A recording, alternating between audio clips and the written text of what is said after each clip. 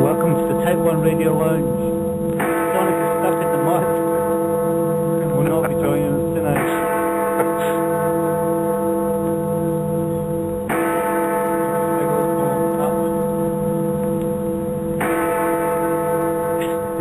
Garden Party Festival. Big garden party is no secret, it's covered in mud. Secret Swamp Festival. It's Yeah. no secret anymore. Poor Sonic, he's just phoned us and he's just leaving the site now. Although he was setting up some interviews for the future, and apparently we're going to be hooking up with some people in Birmingham, which is something to look forward to, eh? So good evening, welcome to the Type 1 Radio Line. We've got Blue Green on the line. Hello. Hello, and we've got Reset. Are you in Colombia? Yep. And we have Swami has also joined us. Namaste. Namaste, Swami. So, I suppose we're all going to start off with the big story that's swept the USA last night and this morning over here about the poor old shooting in Aurora and where is it? Colorado, yeah. I mean, it's very strange because over here the Queen has sent a message over there, and you know, I really can't remember the last time she sent a message over to America because... on behalf of a killing? Yeah. Yeah, I mean... So what message did the Queen send? Oh, by the way, excellent ritual, guys. Well, yeah, it must have been quite a good one if she's bothered to, you know, put the word out that she thought it was very sad.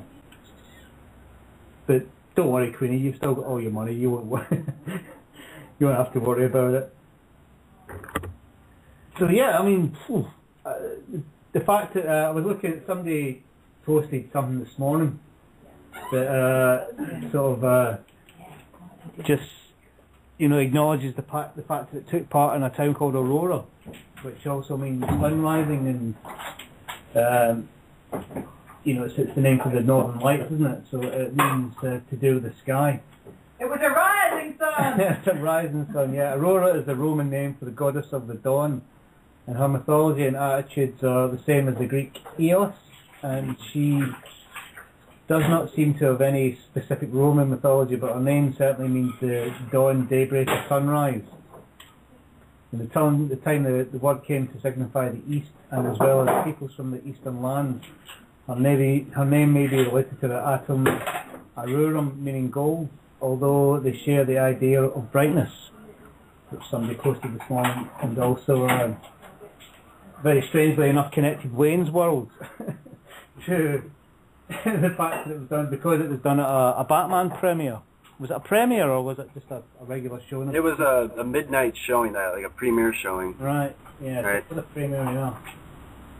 You know, some of the weirder aspects of it is that the guy was a psychology student, and I guess his mom was involved with, you know, like mental behavioral health or something, and you know, giving out medications and trying to, you know, that whole thing. But he was unemployed, right?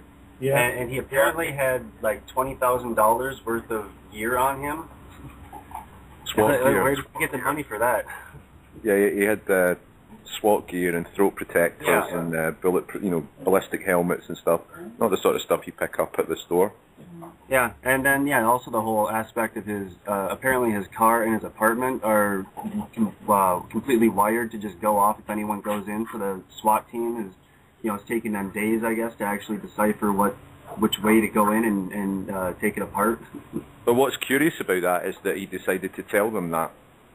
You know, he decided to say, you know, he's supposed to be some psycho that wants to kill everyone, and he's just turned around, given himself up without a fight, and told the cops that he booby-trapped his flat.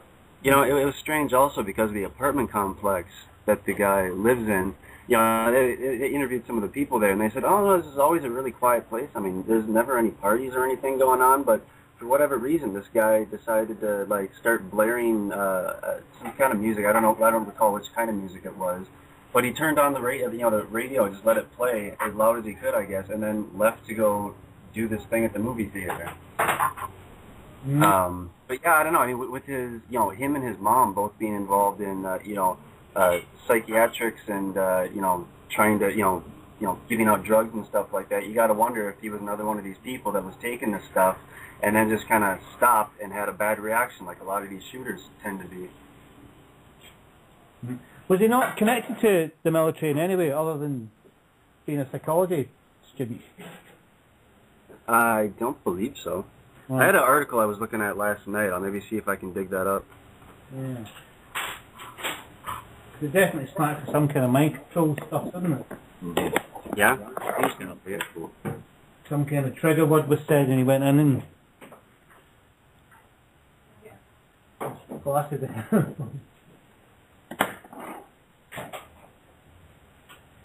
There we go. Yeah, it's on naturalnews.com. Here, I'll stick the link in the chat. There you go. Yeah, the title to the article is Colorado Batman Shooting Shows Obvious Signs of Being Staged.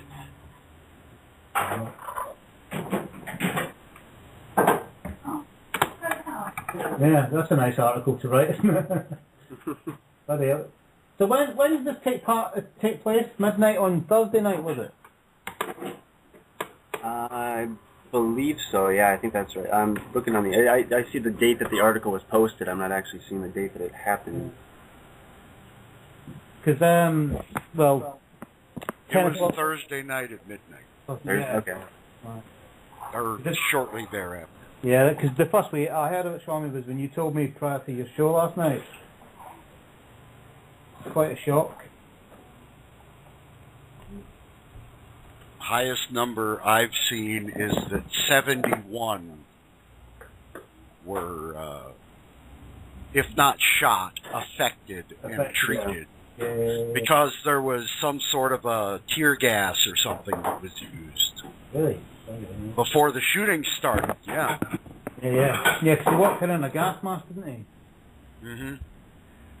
I gotta say, it was kind of weird because on the, I think it was Nightline and a few of the other news programs, this happened and automatically one of the first things they said was, oh, maybe you shouldn't be going to the movie theaters this weekend. It could be dangerous. There might be copycats. But no. Oh, you haven't seen yet the report that Dutch Sense got a hold of that was dated May, warning of incidents in theaters? Oh, really? Oh my Yep. goodness. Well, I have to say that here in the UK, the first we heard of it was on the news earlier on today, and the idea that you get these things where like sometimes the BBC report the buildings have collapsed 30 minutes before they have and such. Right. Well, it was kind of odd the way that they decided to focus on the caliber of the weapon. The shooter had reportedly purchased 6,000 rounds of ammunition off the internet in recent days. Now, I'd like to know what relevance that has. Unless it's about trying to, the debate about the Second Amendment that's going to happen in a couple of weeks. It really doesn't affect the news item to say that he had a weapon that was such and such. He shot some people. That's the focus of that news report, as far as I'm concerned. It should be. It shouldn't be about how many rounds. You could maybe talk about how many rounds he let loose, but not to start what he bought in the last few days. That's just clearly got its own agenda. Sure. Yeah. It's one of the other things they kept saying was, oh yeah, and he bought this 60,000 rounds of ammo or whatever online. Yeah. So they were making a big point about that too. Yeah. I mean, why? That's the way to get the anti-Second Amendment people to say, well, no one should be able to get 6,000 rounds of ammunition off the internet. That's exactly what they were saying. Exactly. I was surprised there's 60,000 rounds left after the TSA started buying them. I'm looking for the article now, but there was this thing that Carolyn had pointed out to me. Well, I guess coming up soon here, there's some, or maybe it's already happened now, a United Nations thing that was supposed to be something involving gun restrictions. Small Arms Treaty. Is that what it was? Okay, yeah, I'm looking for it now, but I can't find Small Arms Treaty. I don't know the name of it, but yeah, that's going through right now too. So this plays right into that. Yeah. And does anyone know the status of the, does anyone know whether or not there are, in fact, 12,000 or 20,000 Spetsnaz stationed in Colorado right now? I've heard nothing of it actually occurring. Right. Nothing in the mainstream. There was talk about it's going to occur. I don't recall the date. Yeah. But, I mean, that whole area is suspect. This occurred like 12 miles from Columbine High School. Oh my God, really? Hey, didn't the Queen make a comment about it as well? We were just saying Oh, that. you were saying that. Sorry, I missed that. Why on earth should she be? Do you recall her ever sending condolences before to the States? No. No, it's quite unusual, that. Very unusual. We had lots of school shootings and things go on. Yeah, the Queen could have commented on, but this one? Even the Virginia Tech thing, because she was actually turning up in Virginia shortly after that. I don't remember commenting about that. You gotta remember. I mean, they were talking about this being the highest number of casualties or wounded or whatever in an American shooting. So maybe that has something to do with it. Okay. Well, yeah, that's this is the Like largest mass go, guys. attack that has occurred in the U.S. She doesn't get out of bed for any less than 20. What about 9/11?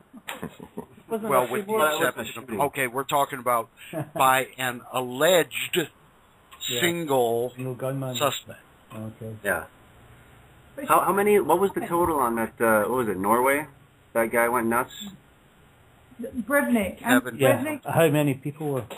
Was it 80 or something like that? It's up there, isn't it? It was I was quite thinking a lot, 70 something, but I'm not sure. It was a lot. Oh, and wait, that's funny. You talk about it. Didn't the Queen? Didn't she meet with that guy? Who? Anders Brevnik. The Norway shooter. Didn't she end up? I made some crack about she was going to try and mate with him or something. I remember that. Yeah. Yes, 77 people. Oh. Okay. Right. So bloody hell. There was actually 12 dead. In Aurora. I wonder as well, with such a big and obvious kind of front news story, which to all intents and purposes seems contrived as well. It seems like some kind of setup. I wonder what's going on behind the scenes as well. What are they burying behind this story? Oh, hey, here's something that just kind of occurred to me. The scene that he ended up pulling his guns out. I obviously haven't seen it. It's just doing previews right now. But I guess there's a part where I don't know who it is, but someone says, "Oh, you don't need your guns. Put those down." And as the person puts the guns down, I guess he took his up, and that's when he started blasting everyone. What? So I don't know if that's supposed to be like, hey, put your guns down, and this is some kind of thing like, we're going to lose our guns now because of this shit. Not that I necessarily think we all need guns, but he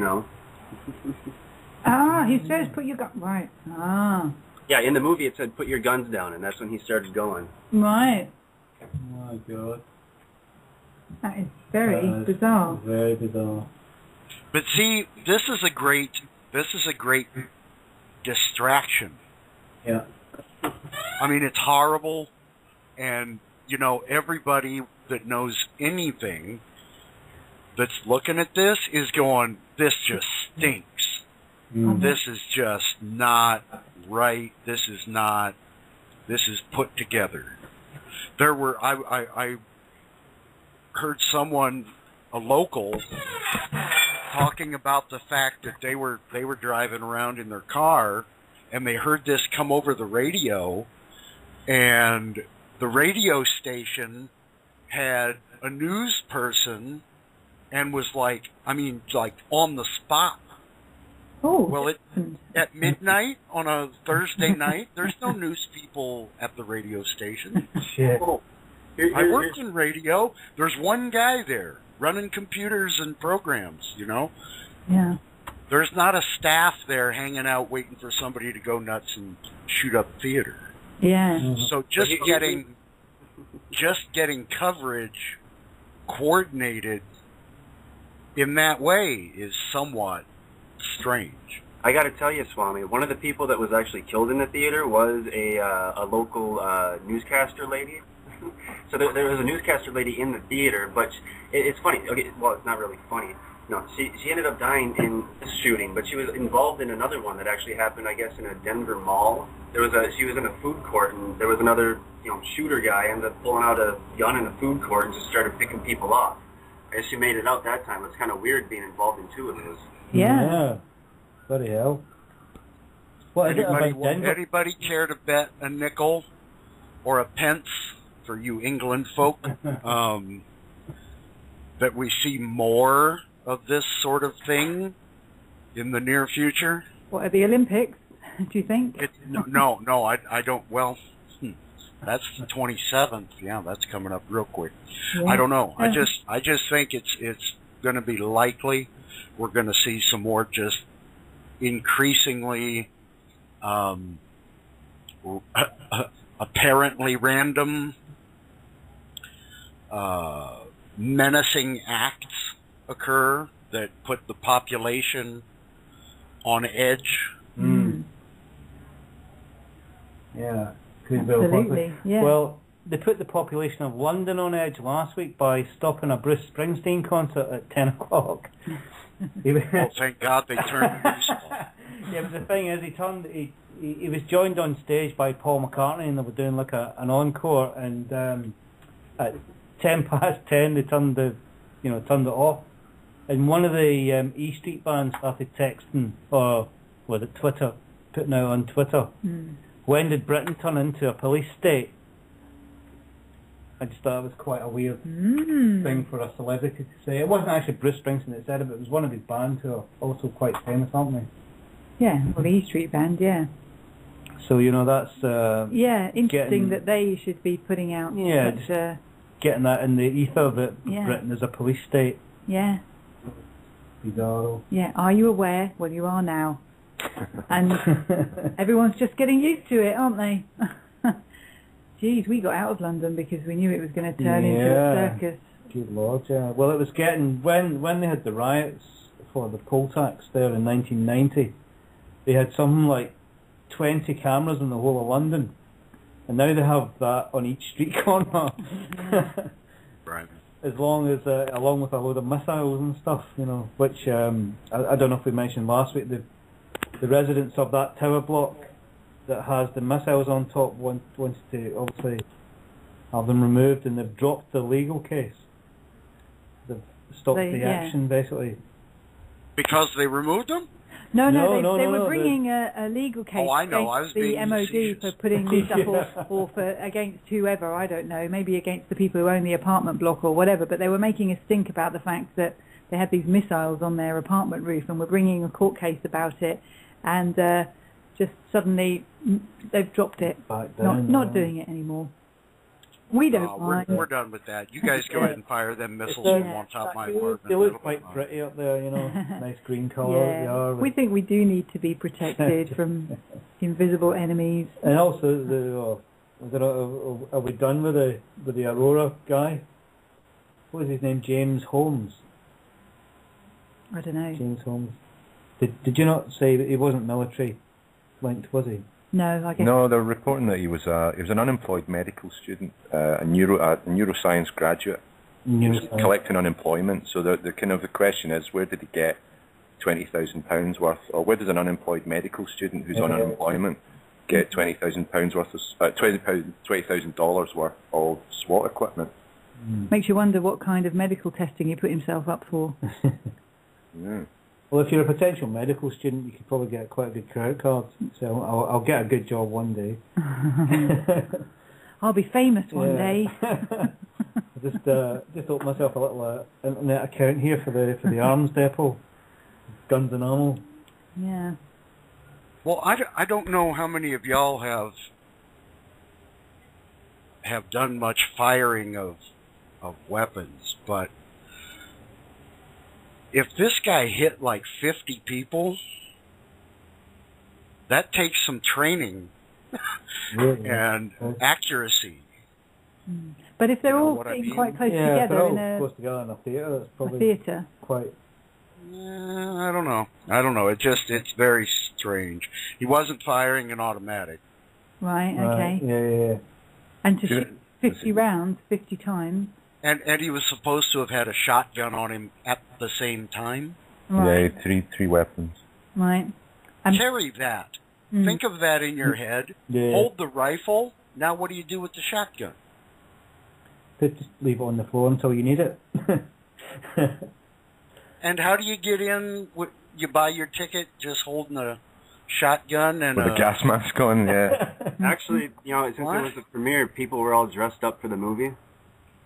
Right. Like people dressed up like the Joker, or Batman, or maybe a SWAT guy, or whomever, So you just kind of blended in with the crowd. Wow. trench coat mafia. Yeah, there you go. Oh dear. So it's okay to turn up at crowded events with guns, or see, that even that doesn't scan, does it? Like, if you turn up, and I know, like there's hundreds of videos of guys walking down the street being, confronted by the police, but they've got a complete right to carry a weapon. But is it okay just to turn up with multiple weapons then? I mean, that doesn't work, does it? That doesn't sound... Yeah, no, that's legal. If you're in a state with open carry law, as long as your weapon is visible to anyone who cares to look at you, then you've met the requirement of the law. And if you strap 3 weapons on you, that's so what?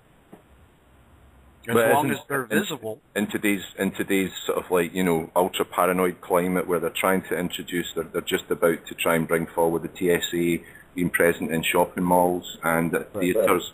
Is it kind of usual, even at, and what I'm suggesting is that it's completely unusual for somebody to sort of turn up like that. Yes.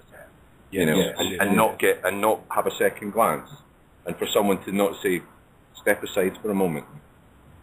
You know what I mean? Yeah. So why put in the TSA in these theatres when it's okay just to turn up with a fucking full-on... Yeah, in that case, it's okay, yeah. It's okay, make it compulsory. Yeah. We've got the security at the theatres. You're not getting in with anything less than... Yeah. What you're packing.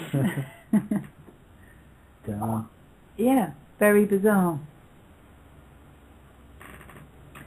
So yeah, I think that as they ramp up the excitement for the Olympics, this whole kind of... Because I think, and this is maybe something that we could maybe ask our resident, I don't know if he's online today, but like the brother, the Sonic brother, isn't the whole thing about when there's an initiation or a ceremony, isn't the whole thing to get the excitement going and to blindfold the candidate and to fill them full of rumours?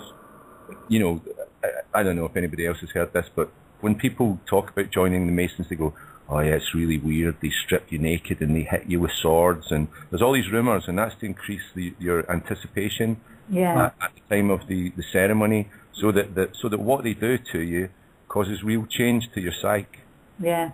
Well, and then that's what they're doing, they're building everything up in the public's mind, they're building the public up like, oh, is there going to be an event, is there something going to happen and all that, and I think that I agree with Fichick on this. I think that it's about what's coming after that, because don't forget, the world's not supposed to end on the 27th of July. It's not booked for that. It's booked for the 21st of December. Yeah.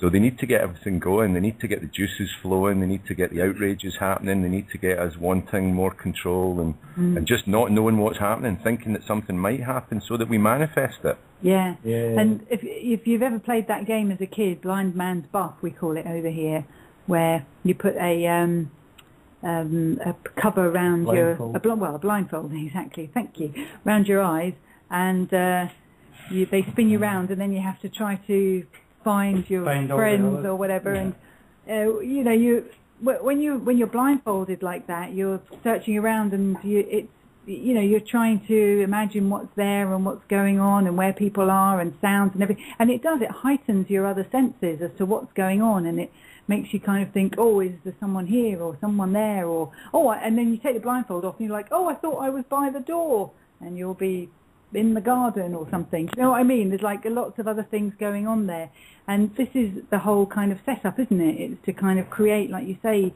this atmosphere of we can't see what's going to happen in the future there.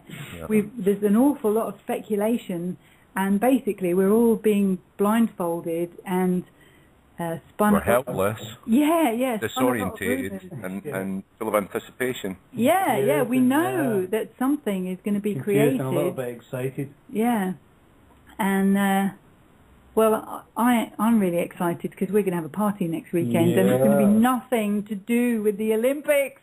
Yay! Nowhere near. Yeah. And of course, there's this other thing in the news, isn't there? There's been another shooting in was it Bulgaria?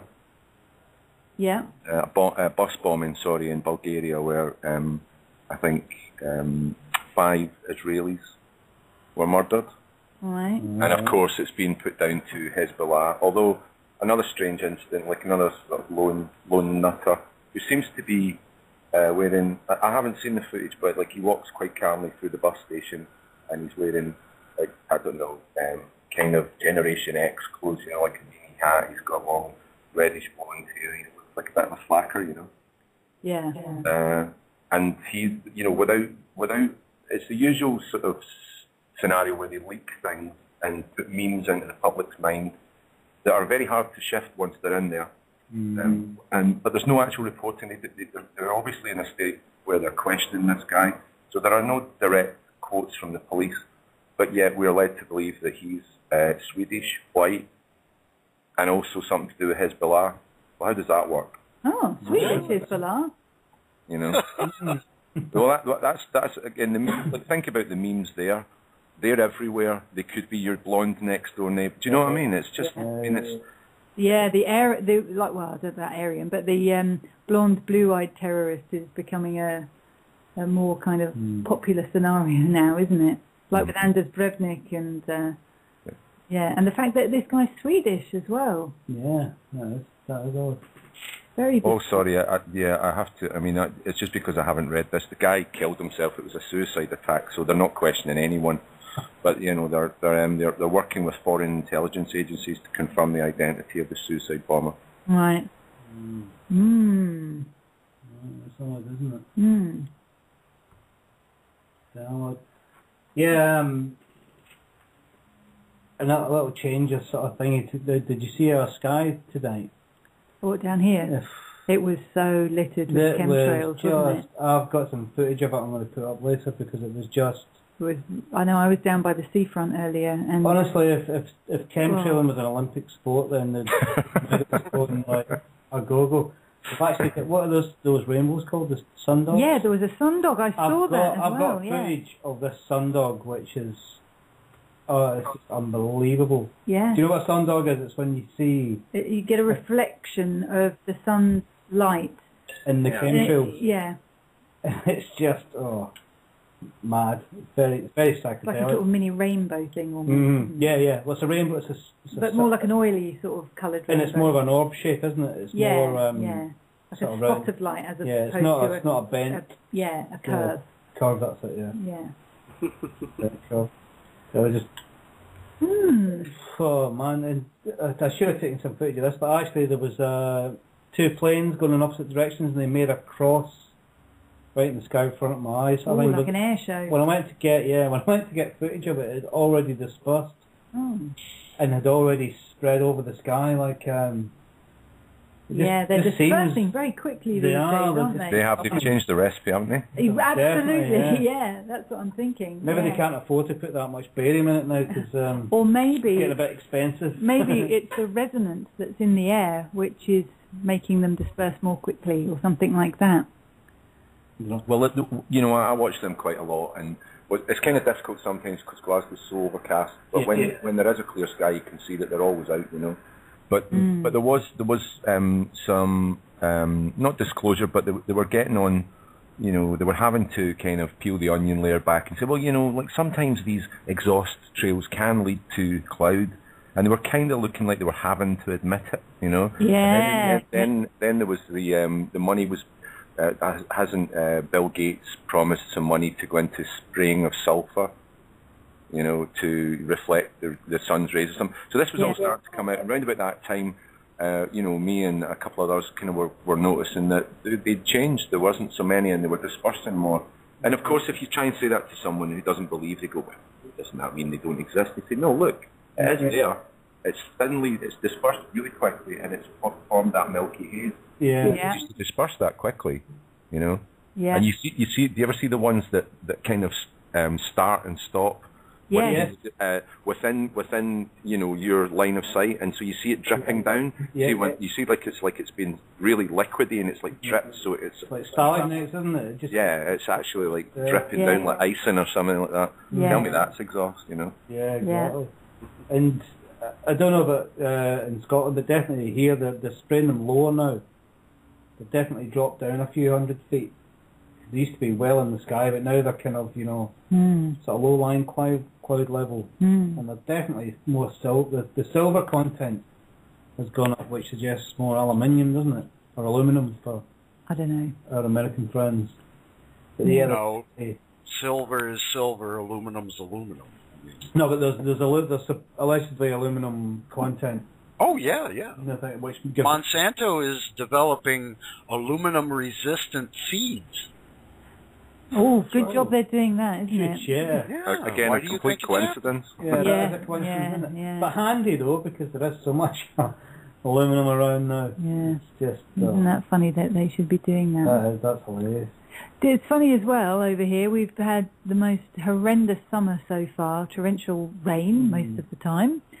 And with the Olympics just about on our doorstep, they're telling us we're going to have record temperatures next week and lovely weather at last. What coincidence is that? Just as the start of the Olympics comes along. Thank God. See, their opening ceremony is not going to be a washout. It's not going to be a... It's going to be No, perfect. they're going to create rain. I'm not kidding. when they want, No, they've got the clouds. Yeah, they've got these fake cloud things in the part of the opening ceremony. I mean, does that not smack of something to you? Anyway, to suggest that there is actually fake clouds that can make rain, and it's going to be on show to the whole world. Yeah, and the whole of this ceremony. We do this just for fun. Meanwhile, the Midwest United States breadbasket of the world drought Watch out. continues. Oh, right. Right. Yeah. There you go. The price of a bushel of corn has gone up nearly 50% since June. Jeez. Well, this is 75% of the products in your grocery store have corn in them somehow. It's a good time to give up cereals. They're no good for you anyway. Right. Who needs all that stuff? So, yeah. You don't need cereal. Nope. Excuse me. Yeah, who needs cereal? It's supposed to be bad for you anyway. So, according to the paleo, well, I say diet. I mean diet as in a broad spectrum of foods that are good for you or natural to you. The paleo diet talks about not eating cereals. Not eating wheat and cereal like you can have things like lentils, but they should be fermented, and you can have only have cereals if they're fermented first, or rice that's fermented, which is how they used to eat these products years ago. But now they just process them and put sugar and salt with them. Yeah. It is today. Back when we were hunter-gatherers. Exactly right. Yeah. When you couldn't wait around for things to grow. Yeah, and that was actually a healthy way of eating them. There's actually an easier way of living as well. It's been reported that the hunter-gatherers had a much easier time than the ones who stayed put and had to farm the land, because it was a hunter-gatherer could work or hunt for a couple of days and then live for 5 days, say, on his labours for the 2 days, whereas the farmer has to work round the clock all the time, and then eventually the land, dies off, which is the crop rotation stuff and all that was discovered. Yeah, it's interesting. Talking about the Olympics again, there was a very interesting guy on Red Ice talking about the ceremony called the Bell, the Book and the Candle. Did anyone else hear that? I thought No. He's one of the speakers on the Olympic special that Henrik put up this week. And what did you say it was? It's called The Bell. Ask not for whom the bell tolleth. The Bell, the Book and the Candle. And this was is an excommunication ceremony performed within the Catholic Church, but it's also a magical ceremony to put like a hex on somebody, or to, but it's a dark spell as well. And in the Catholic ceremony, what they do is they sound the bell, they close the book. The bell is like the bell that rings to proclaim the death. They close the book, which is like the snuffing or the closing of the person's association with the church and God and that, and then they snuff the candle out, and that's the death of that person in association with the church, and that's them then excommunicated from the church. But this also translates to a more sinister, dark ceremony as well of putting a hex on somebody, a death hex or something on somebody. And at the Olympics, we've got this huge 23-ton bell which they're going to ring at the beginning and then at the end of the games, and then there'll be like the rounding up of the ceremony, that's the closing of the book, and then there'll be the snuffing out of the candle, which will be the putting out of the Olympic torch. Wow. So that's the hex being put on us all. Well, it only works if you want it to work. I'm not having it. No, me neither. I don't believe it. We're not even going to think about it next week. Yeah. I don't. Russell Brand can have mine. Yeah, he could have mine. He's into all that. If you believe it, you have it. Yeah, no, we'll be doing our own ceremonies, which won't be ceremonies. They'll just be random, spontaneous. There'll be fiestas. Yeah, there'll be celebrations. Yeah, we is going to have a fiesta. Yeah. Unfortunately, Nick thought he was going to have a fiesta at the Fiestival today. I can't believe it. So someone stole his rubber boots? No, his friend that he went with, he's got his rubber boots, Nick. Because we weren't going with him, he talked somebody into going with him. And the guy couldn't believe it for a start that he was going to be going to a festival for free. He was really chuffed. He was going, wow, brilliant. And then they just got there and both of them were knee deep in it. Oh. And to do the show, he was going to have to walk a mile to this guy's truck, right? And to the worst part of the thingy, and he said what should take you 15 minutes was taking 2 hours. Oh my God! And that people were getting 2 hours to walk a mile. Who was even bothering to take 2 hours to do it? Apparently, there was kids getting drowned at the stages. They were having to shut the entrances off and just let people in on kind of pontoons. Hovercraft. Helicopters. So free energy floating devices were employed. Drones with people sitting on them. When I spoke to him this morning, I just went, come on, man. And he's going, yeah, I think I'm going to come now. But he braved it out for a little bit longer. And he's secured some guests to come and talk to us. He's got a dowser, apparently, his friend Lucy Wyatt. Oh, right, okay. He'll be coming on, and so he's done his work. Well done. Ah, right. Oh, well, I wonder if we can get... I keep threatening to get David Cowan on, who is just amazing, an amazing dowser. We should. Yeah. So maybe we should get the both of them. Yeah, let's play some music. What have you got lined up? Well, we've got quite a lot. White Stripes? The White Stripes, yeah. I wanted to make a band called the Brown Stripes. or the Shite Stripes. Well, that was the inference. Yeah, they're great, all of them. So, we were just looking at what Recent's just sent us from Sandhill, Fort Benning, is it, Georgia? Yeah, I was actually contemplating maybe reading out this whole article for people. Yeah, it's quite good. All right, it's happened at Sandhill, Fort Benning, Georgia. The article was posted on July 17th. All right, so I'll just try and see what happens there. All right, many soldiers and family members are angry over reports of controversial remarks from commanding officer of Fort Benning at the recruit graduation. Speaking to an assembled crowd of new soldiers and their families at the basic training graduation, Major General Roberts Brown was reported as extremely hostile. Oh, I gotta reactivate the window here. Yeah. His speech began with the standard fluff about duty, country, and privileges of serving when such a small percentage of the country chooses a career in armed forces. The speech took a turn, however, when the general reached a point in his remarks obviously reused from previous ceremonies. Okay, this is starting him quoting now. "Look to your left and towards your right, to your brothers in arms," said General Brown. "You're all now members of a proud warrior class and heroes like your fathers before you who..." The general stopped, took a deep breath, crumpled the sheet before flinging it to the ground. "Fuck it. I can't read shit like this anymore. Listen up, you little bald bastards." The newly minted soldiers, trying to stay awake throughout the ceremony, shifted uncomfortably in their seats at the sudden change in tone. "Some of you fucks won't make it past AIT, Advanced Individual Training. You'll wash out with the rest of the weakness that never should have been there in the first place.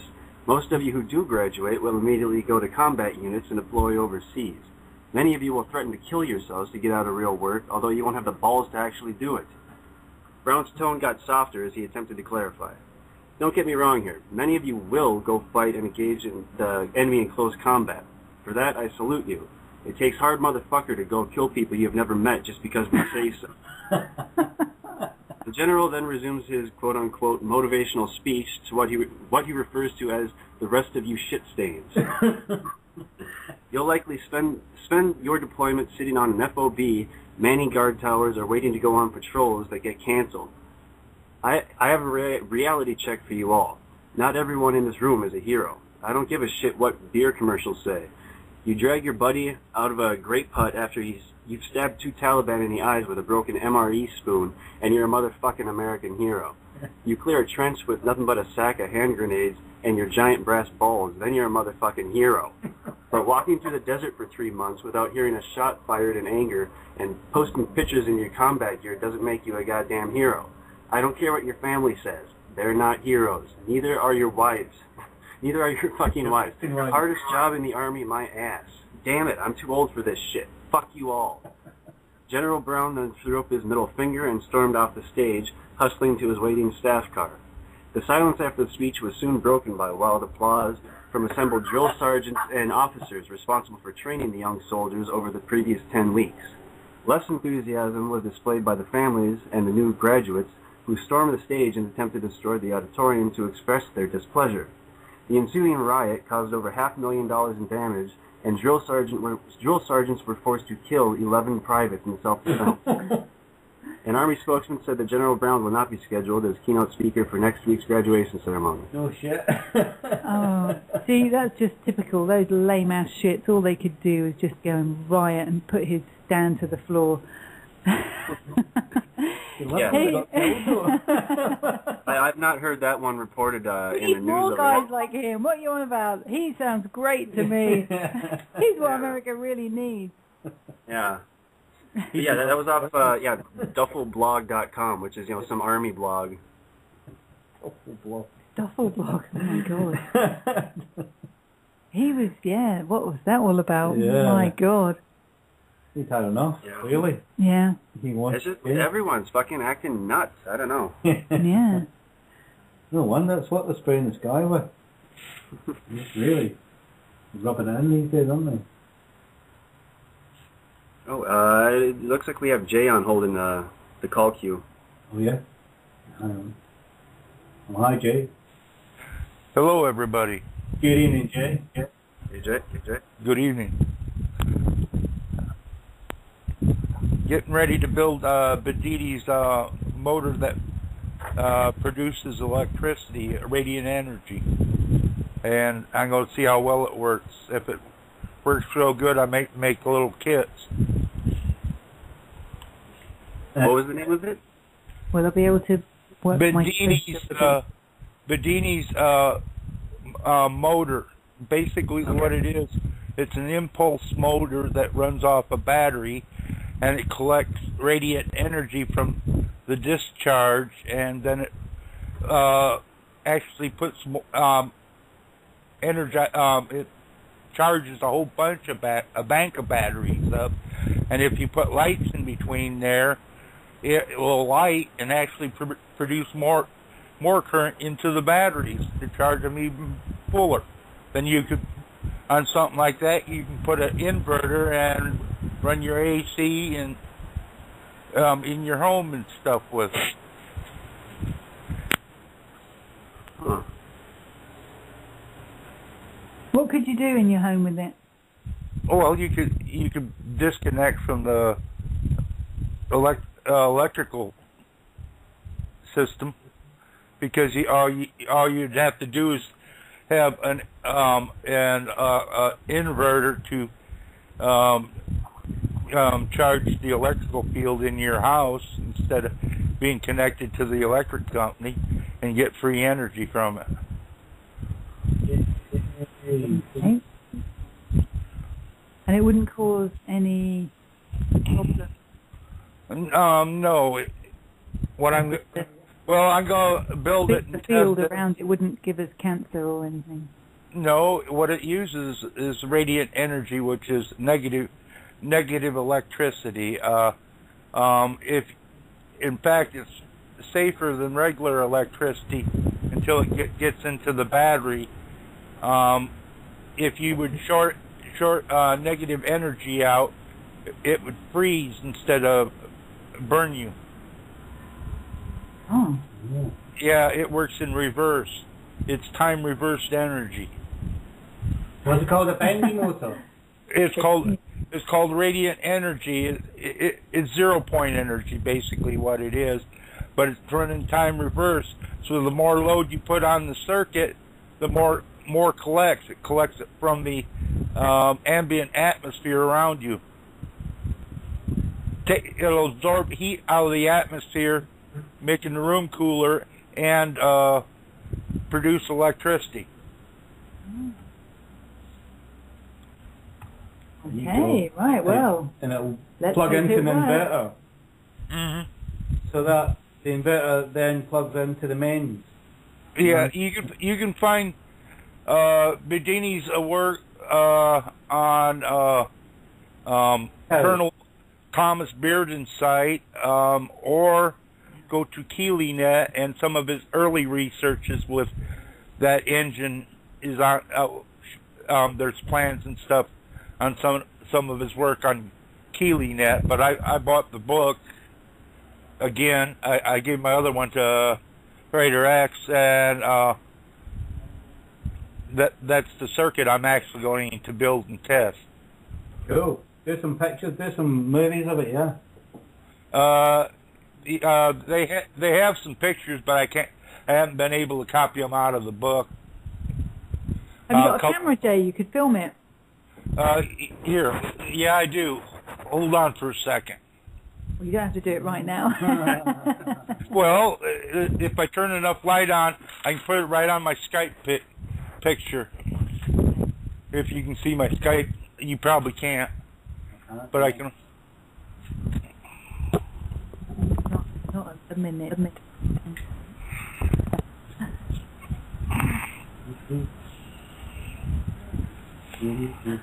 So, Reset, was there any follow-up from that story that you were talking about there?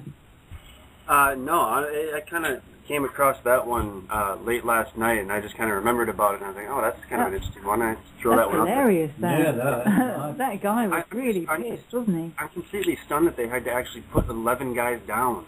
I know, Yeah. that's just And you figure something like that would be reported. I never saw it reported on, like CNN or anything like that, Or He Fox actually killed 11 guys. No, the security. No, the private, not the. Because there was a riot, they all Yeah. stormed the So stage. security guards killing their own soldiers. Yeah, exactly. That's The privates, the guys that had just graduated that were receiving the little speech. baby ones. Yeah, they had to kill 11 of them. Oh my God. Well, had to, whatever. Yeah. No, they had to. There was no other way. 11. 11. Oh. Right. Yep. So good. So there was however many number killed at the Batman film, and then 11 soldiers killed there. Yeah, crazy that he should just freak out like that. Yeah. So Blue Green, are you building one of these as well then? If you've got this Viennese generator. I don't understand. You don't understand? Well, you know, I didn't do physics at school. I was a biology, chemistry All you guy. have to do is get one of these 12-volt DC motor things, yeah? Then a mass weight flywheel, 20 pounds, 2,200 RPM, 6 coils, 250 tons each. Easy. Then just run your fridge off it. Yeah, well, I'll wait to see how Jay gets on. Yeah, I think let the master create something like that. Well, no, I see what you do that. Now, we're studying logic gates this weekend. Logic gates? Logic gates, zeros and ones. Oh, yeah. Oh, yeah. Physics, A-level thing, you know. Okay. Oh. Standard grade level. And so I never did it, so I've got to kind of learn, you know. So I'm watching, like, you know, understand binary in 30 seconds and stuff like that. Quite funny. You know, there was a bit I posted on the Friendship Agenda a film, and I was hoping a few people would watch it. I think you guys did. Meetings with Remarkable Men. Yeah. In that, there's a lot of beard action. There's some really impressive moustaches and beards. It's a really nice film. I really like it. But there's a bit in it where there's a sort of guy sitting there, and he said, "May death take those who know, who don't know what they're talking." Basically, he said, like, you know, let death take you if you have the nerve to speak about things you don't fully understand. Yeah. So I feel that quite heavily on myself. So I'm supposed to be imparting knowledge to my offspring, and I haven't got a clue. So I better learn. I thought it was quite interesting in that film when he goes to his father and says to him, you know, when they've been in the shooting range, the cannon range, and he nearly gets killed, and he says, well, his mate does get nearly killed even closer than he does, but he says to him, I looked at death and I was frightened, or something like that. And then he asks him, what do you think about death, or something like this. And his father says, yes, I believe I believe death. I believe we do. No, sorry, I'll try and remember how it goes. I believe we do die, and that's the end of it. But I think that what you do in your life builds something which doesn't die with you and lasts a bit longer than you do, sort of thing. And I thought that was quite an interesting comment on death, to think that, yeah, when you die, you just die, but that depending how you've lived your life, or what you've done, or how you've developed yourself in your life, something stronger resonates after your death. And it's this kind of echo of yourself, which is what lingers, but eventually... Well, we already know that we leave a vibration in the consciousness of the universe, according to Max Egan, and we go into it, don't we? I tell you, a friend posed an interesting idea about death not too long ago. I think there's a little more to it than this, but you know, he was saying that you know, with the light at the end of the tunnel when you're dying, is you being pushed through a vagina and born into, you know, That's interesting. Wow. Being John Malkovich. I gotta think there's a little more to it than that, but you know, it's an interesting thought. That's really good. I like that. Yeah, I'm down with that. What about when you come back from the light at the end of the tunnel, though? What about if you don't, a near-death experience? Go through that other vagina. Yeah, but if that is like, you know, being taken literally... Someone else went through that door. Yeah. Oh, right, okay, so you could all just be queuing up, right, okay. No, I was thinking, like, well, maybe, you know, she's still got the baby and it doesn't get born. No, I would think it's inhabited by someone else's... Yeah. But that's assuming as well, though, that the soul only enters the body at the point of birth. And that might not necessarily be the case. Yeah, okay.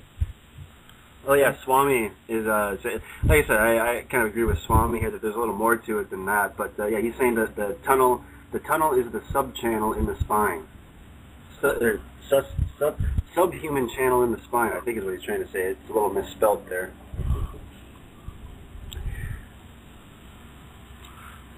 Subhuman channel in the spine, right? But when do you become consciousness in the womb then? Or when do you I don't know. become conscious? Oh, I don't know. Don't ask me. I don't know. Come on, Fi. It's on you. I'm not a one to say that you can start hearing Mozart at 30 weeks or something like that. Yeah, I mean, it might be different for all people, you know. I mean, maybe depending on how the conception goes. Surely it's once you're baptized. Surely that. once Bono from U2 has given you the wink, given everybody the okay that you can go ahead with your life and all that. That's it. I haven't heard from that little shite for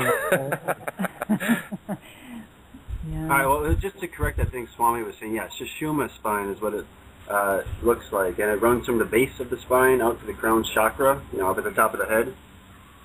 And so you might be returning to that and flowing back through that some way, and going like that. to the base of your spine. I do like that analogy though. I don't know if I'm. Well, I have actually. That just kind of discounts everything else though that we kind of talk about, you know. So I can't think it's that simple. Yeah. Yeah. I put the 2 snapshots out of the book in the Friendship Agenda page, and you can take a look at them. That's one of Baditi's devices, which is operating 25 100 watt bulbs. It looks like you spilled coffee on it, Jay. Or on the lens of your camera. Might need to give that camera lens a little wipe. Well, the color, you see, the color is not that great trying to transfer it from a book either. Yeah, you can see it as a coil, isn't it? Yeah, we can work it out. It's not. Yeah, it's okay. But basically, what that unit has one battery, one car battery on one side, and it's running a bank of car batteries under the other side. It's charging that you see it lighting that bank in the next photograph of bulbs which makes 2,500 watts of power, and charging the batteries also. That's just the red bulb. That's 2.5 kilowatt hour type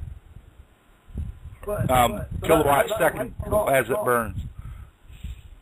Yeah, those are 100 watt light bulbs, each one. There's a bank of 25. The photograph that's come through is really mug. Can't really make out. Bulb.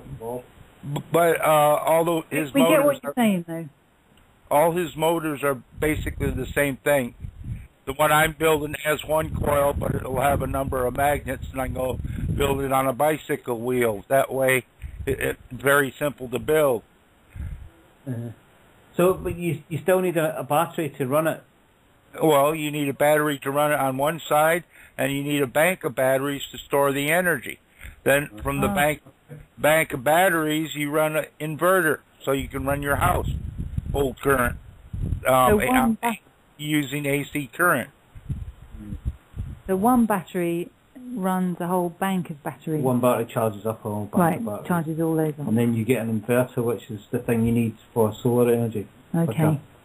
And the same thing is you need solar energy, and you know it's just running the inverter from the battery pack instead of running solar cells to batteries. This is a lot more effective. Yeah. So are you going to use that this winter, Jay, to keep your fuel bills down? Well, my fuel bills aren't much in Arizona.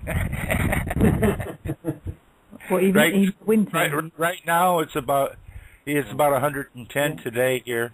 Oh. Actually, we've had a nice. Well, you're cooling. Do you have air conditioning and that air kind of conditioning stuff? But like I said, I'm gonna build a prototype for a friend. He's gonna use it in the basement in Chicago. After that, I may order enough parts to make at least a number of the setups at the same time, because most of the electronic parts you buy 10 at a time anyway. Oh. So it's just as efficient to buy the parts to make 10 and build one, test it out, and then have the parts available to build others. Oh, right. Okay.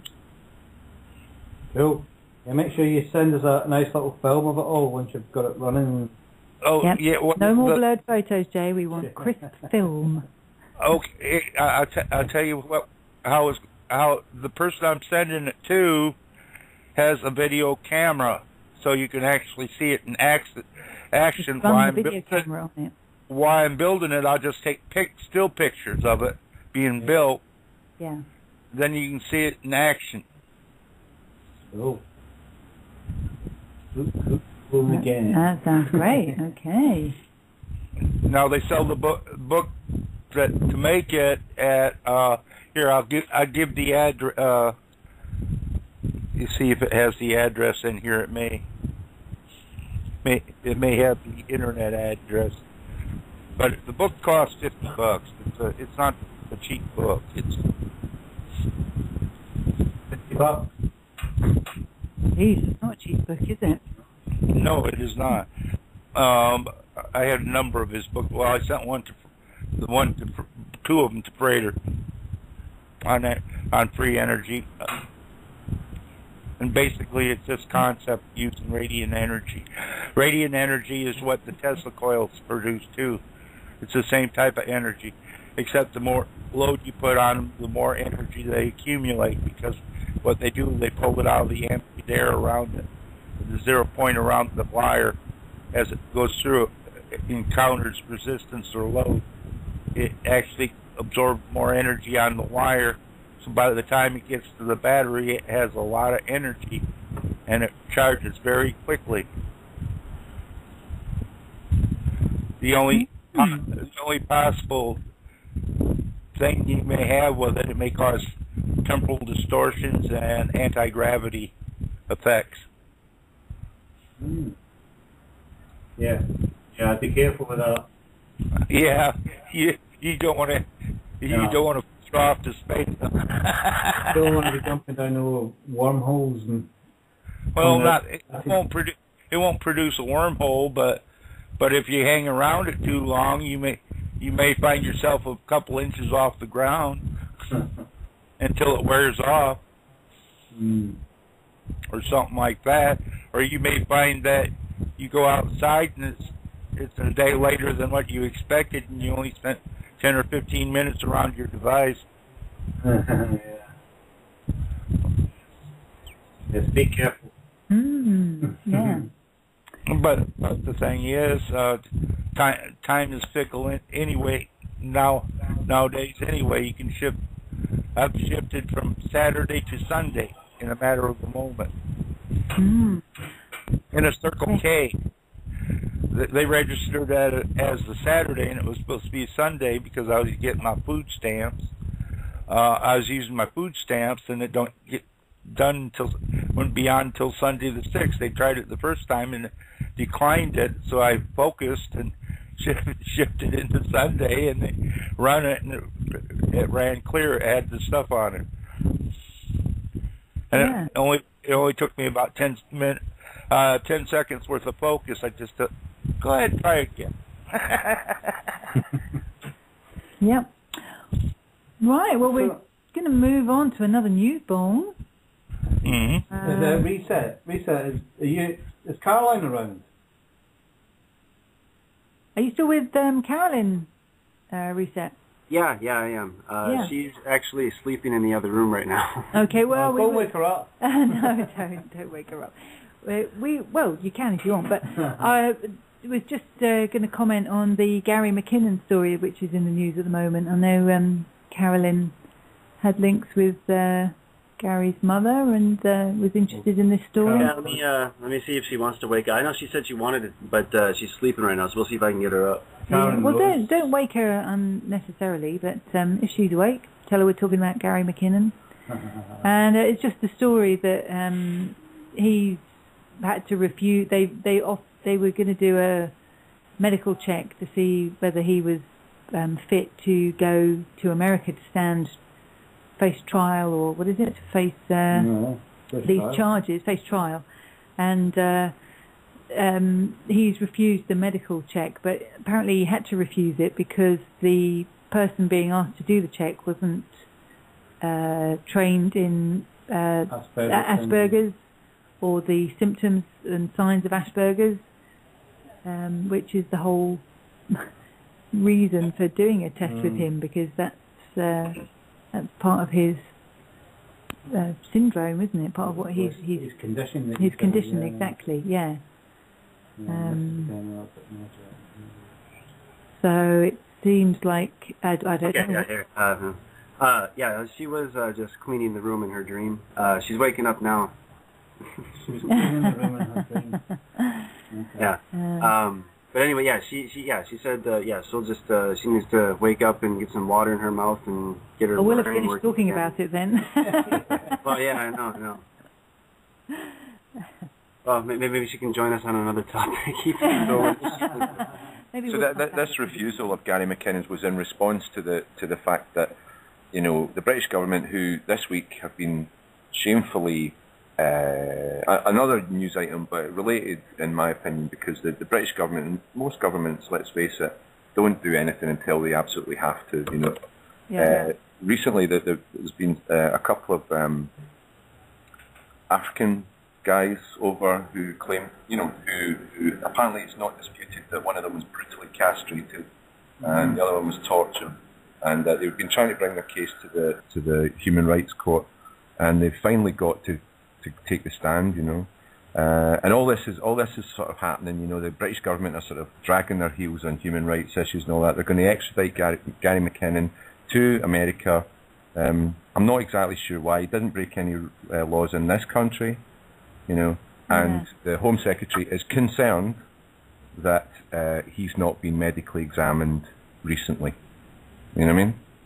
It's just shocking, you know, like Theresa May has got a lot of other things she should be paying attention to right now. Yeah. Rather than subjecting Gary McKinnon to what is essentially an unqualified medical examination, which is just really going to rubber stamp his extradition.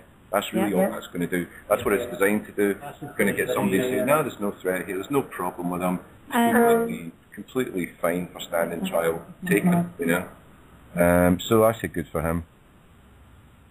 And it further kind of rubs in the face this idea that, well, we're just going to steamroller this through with a dodgy medical check, and you're all going to know that it's a dodgy medical check, but we'll just rubber stamp it, like you say, and then it'll go ahead, so that, you know, in the future, anybody can be arrested, taken for trial in any country around the world with a dodgy rubber stamping from some dodgy medical bent doctor or something, and that's what's going to happen to you.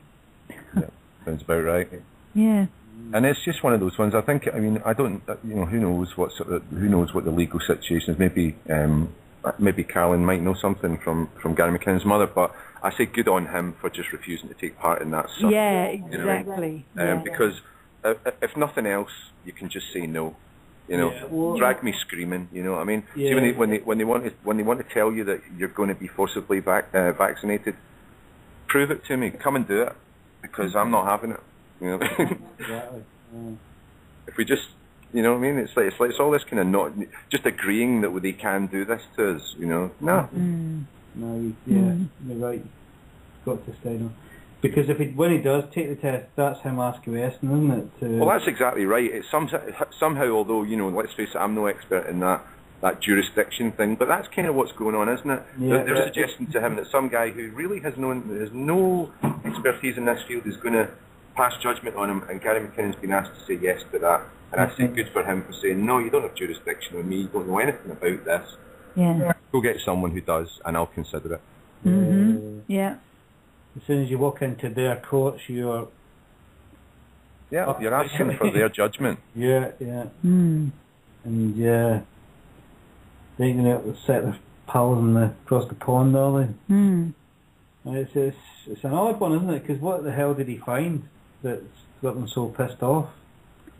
Well, it was photographs of some off-world craft, and the pay slips from some space fleet. Yeah, the off-world, the extraterrestrial officers, wasn't it? Yeah. That kind of thing. Not saying that they were alien, as in different life form, but well, that'd be even more shocking because they were on the payroll. Yeah. $8 in Venus. Yeah. Yeah. Absorb this through your skin. Yeah, it's bizarre, isn't it? Yeah, they've got... But mind you, these people must be on some other kind of payroll, surely. If you're an extraterrestrial officer, are you getting paid in money? I don't know. Yeah. You probably just do it for the kicks. Kicks and the checks. Are there many chicks in space? They're travelling down to a beautiful little planet. Yeah, I'm going to Earth again. There's bound to be chicks in space. I bet they've got, like, chick brothels up there, haven't they? They'll be like Barbarella. They'll be like Jane Fonda. Or the girls in the UFO moon base. Remember them? Yeah. They were hot, weren't they? Page girl haircut. That's the one. And the mini skirts. The one sleeve different, yeah, and the white boots.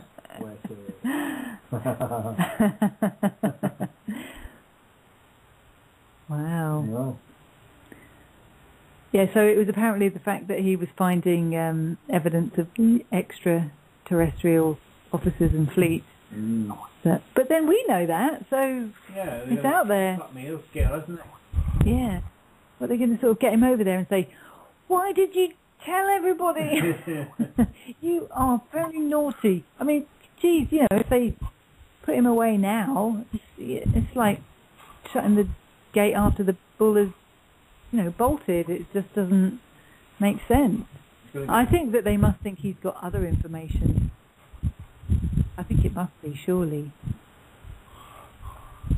He's going to get 60 years though if he gets... 60 years? 60 years in an underground base where they're going to have him kind of hacking all kinds of computers. Why is the echo coming up there? I don't know. Do play a song anyway and wait till Carolyn wakes up. See if she can give us a bit more info on Gary McKinnon. The Jefferson airplane? What?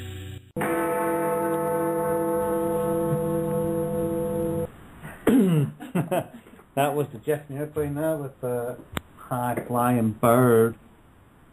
So, we've just come across another little news bomb that our American friends can verify for us.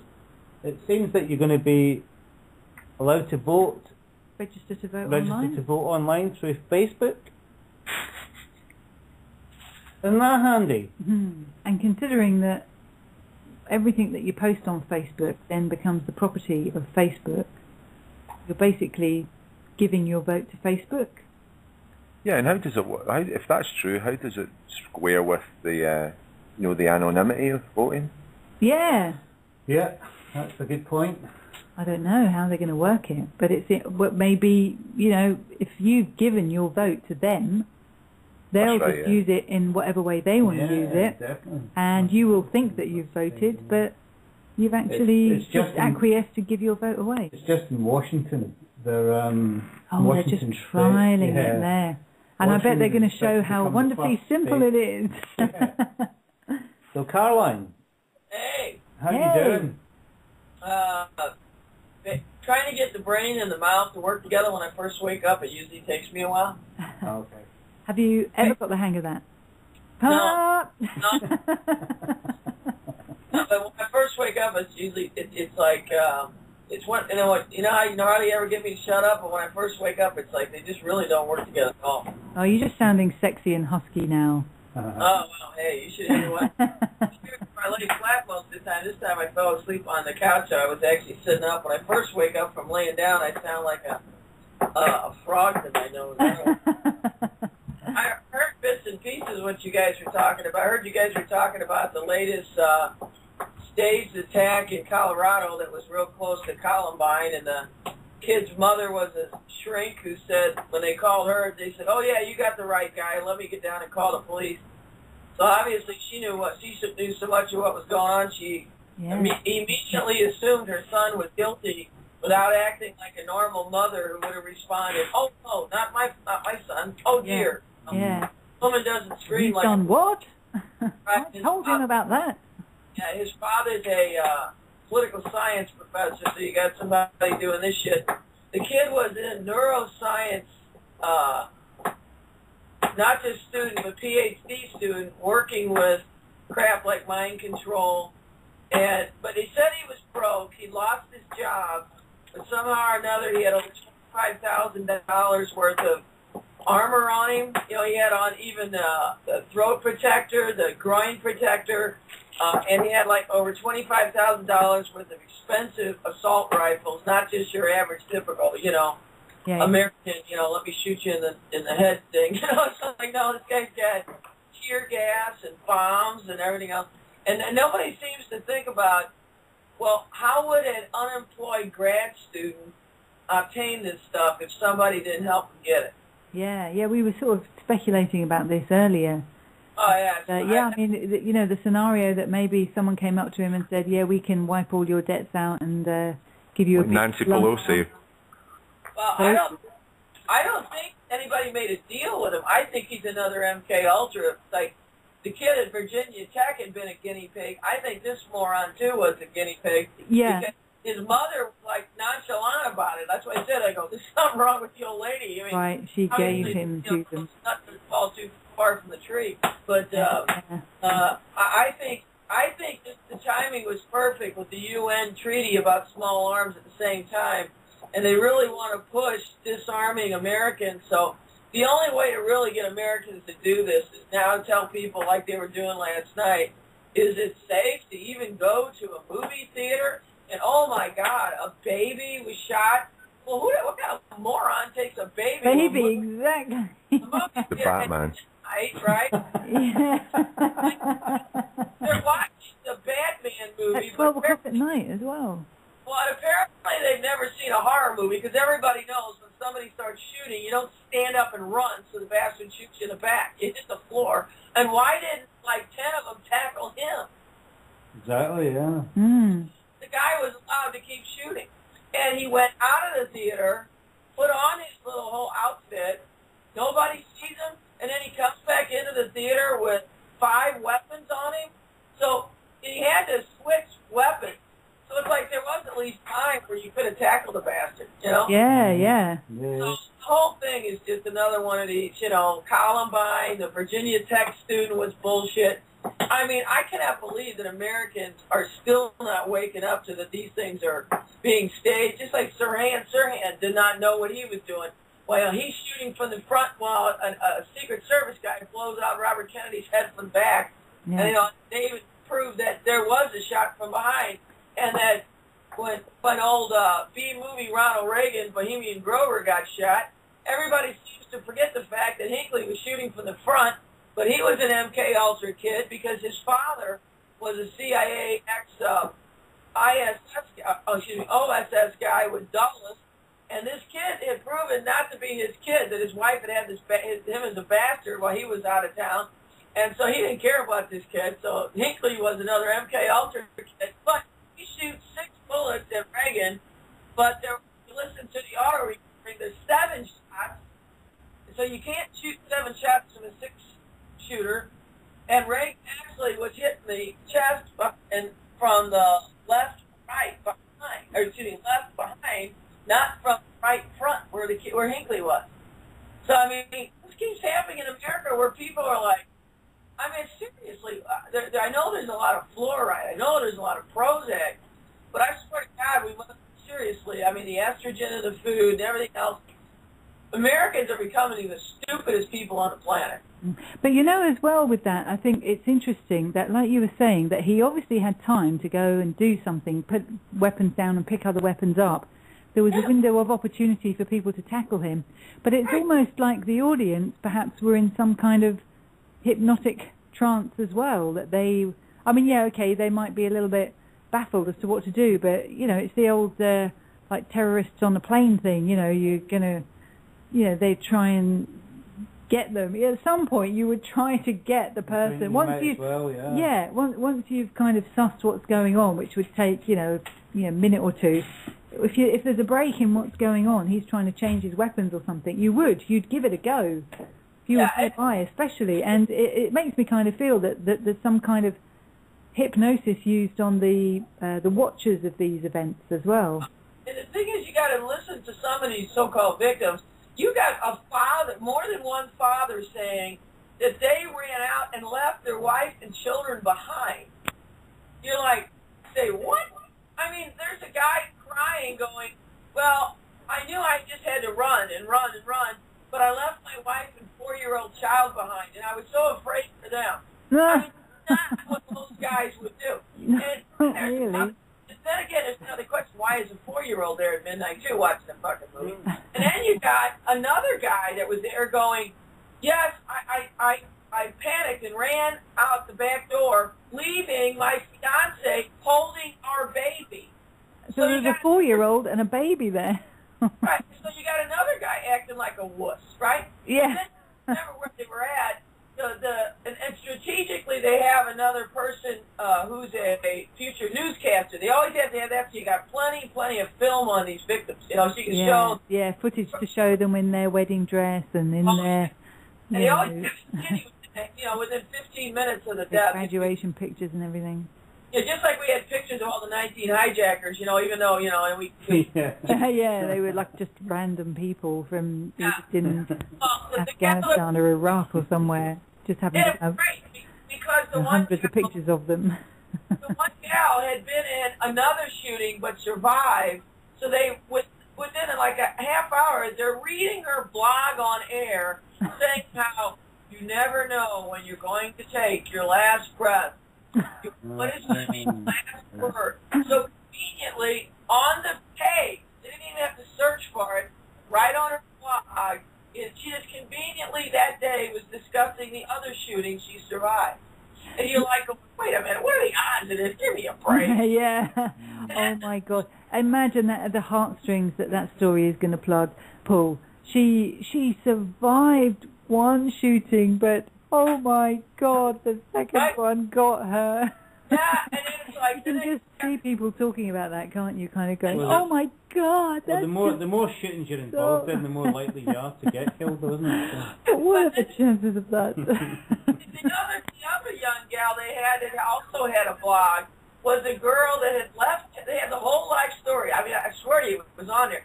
The whole life story, how she left Texas and her family. They were so torn that she was moving to Colorado to pursue her. They have the whole story like this already.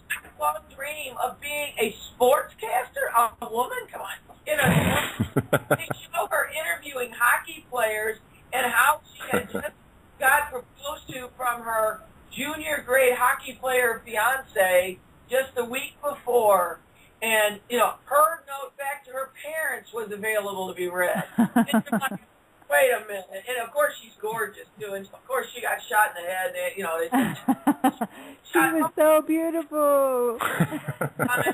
Why?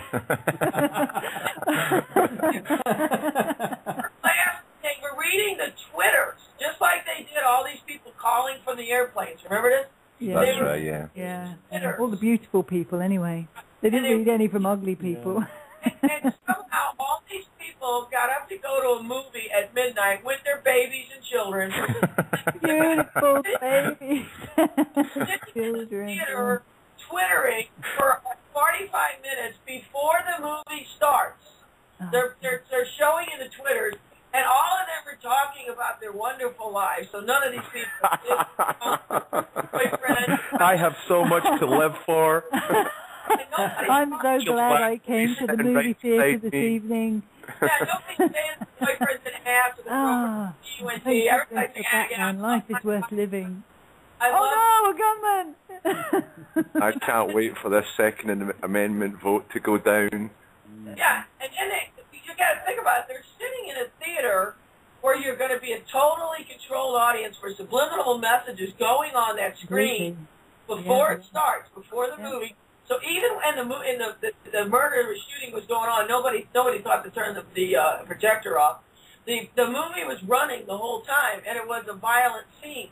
So you got these people in there for 45 minutes in a controlled environment where you can add gas and stuff to make people stupid. Yeah. You know, and that way not respond appropriately. You know, you can be pacifying the crowd because I don't know if you guys remember, but in Russia, when supposedly those Georgians took over the theater, they gassed everybody. Remember? Yeah. And it backfired. Basically, choked half the audience to death. The Georgians didn't shoot them to death. The Russians accidentally gassed their own people to death, trying to knock out the Oh, that's the way they reported it. Yeah. Called terrorists. Well, that's how the reason we know that they gassed the people in the theater. It's because they were bringing out bodies of dead people that hadn't been shot. Yeah, yeah. That Russians tried to use knockout gas. So you got this theater full of people, and everybody was funneled into one seating place, and it was one of those raised, arena seating. So there's no place to run and there's no place to hide. And so, first of all, I said, this is an R-rated movie. You got kids, you got babies. It's a violent movie. I wouldn't be bringing a kid to that, anyway. Just even the soundtrack, if you've got a young kid, you just wouldn't want them hearing that soundtrack. It's been reported that it's the goriest blockbuster ever made.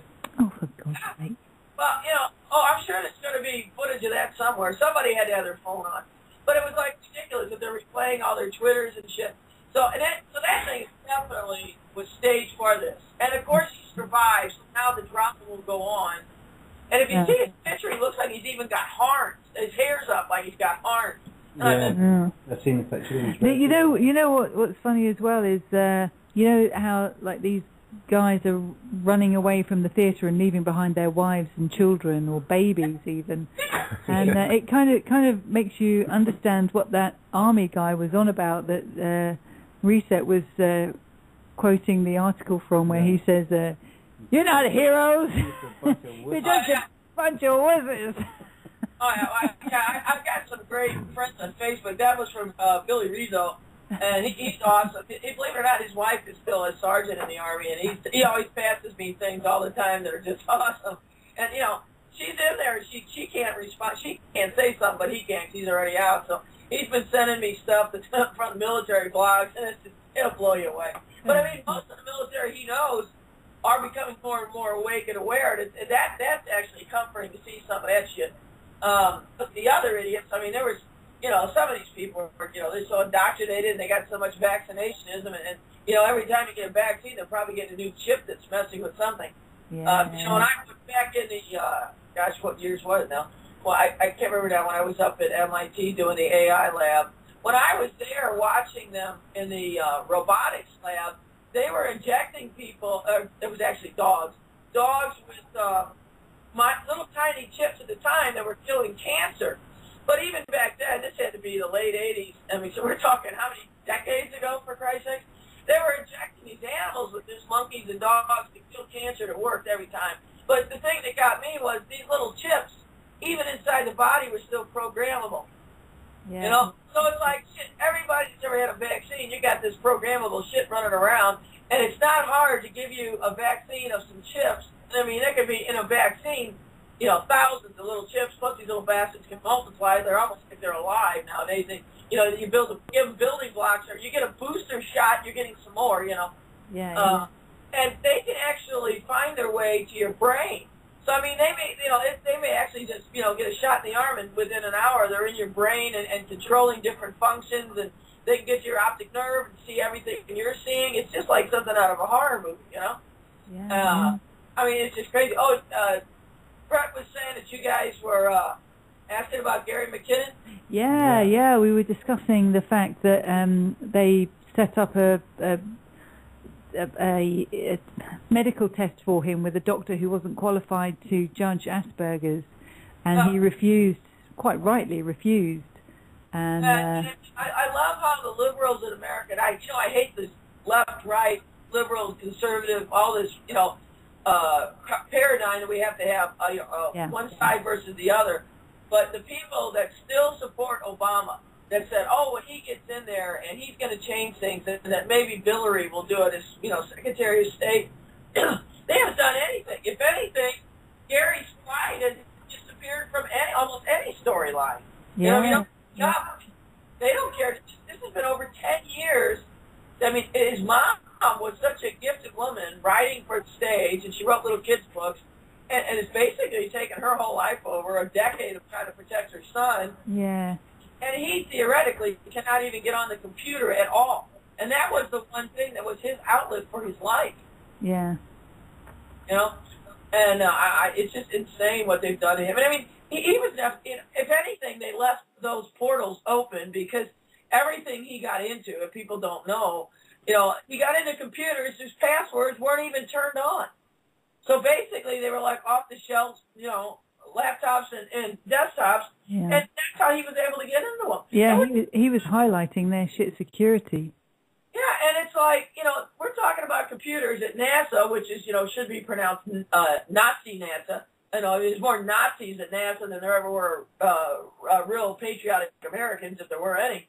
And here they was getting into computers inside the Pentagon building. Inside the Pentagon, these morons still don't even have a password? Who doesn't put a password? I mean, what we're talking to you on the computers, every computer comes up and asks you your password. Yeah. And it's like, these things were hooked up into a network within the Pentagon without a password? Nobody got fired. Nobody got, charged. Nobody got demoted in the Army or in the military for not having the security up. And then afterwards, when they were trying to show that Gary really didn't do any damage, they tried to say that, well, because of you, it cost us $732,000 to repair the security system. Well, how the hell does it cost $732 to turn on the password network? Exactly, yeah. And it's like, if anything, like you said, he should have got an award for alerting people to the fact that the security system wasn't working. Because if Gary, a kid with Asperger's, sitting in a flat in England, can get into some of the most secured ones, well, obviously China, that has 1 million people in its cyber army, are in there. So are Didn't Gary McKinnon say that? Didn't he say that as if you were doing what he was doing, you could also see who was in the same room as you, sort of thing. You could see who was in the same. I'm not aware of what it's called, a portal or whatever. And he said there were people from China. There were like security people from Middle East and stuff like that logged in, just the way he was logged in. Yeah, they literally have 1 million person in their cyber army that does nothing else but attack other people's computers, because they're going in there for industrial shit too. They're not stupid.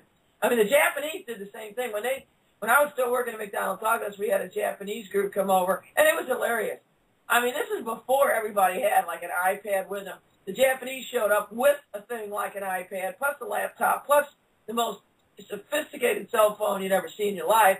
And our morons were letting them walk through our defense contracting thing. We got the airplanes and all this bullshit because they wanted to build F-15s in Japan, and they were letting these people walk through our entire and absorb all the information. And gosh knows what video and everything else they were taking, because our people were naive about what they had on them, and everybody had a pair of glasses, so I'm sure they had little video cameras. Yeah. Well, I'm sure that kind of material just absorbs the information that's around it. It's like, you have these kids' DSs, and if they're in the vicinity of another DS, they can just latch on. Well, mobile phones can do this with certain apps and networking things. It can just lock on to other people that are using that same app. So, there are really dodgy ones like, cute girls and things like this. And you go on the cute girls app, and it it shows you all the cute girls who are in your vicinity, or there's something like that, isn't it? I can't remember what it's called now, but it's some kind of weird thing like that whereby you can kind of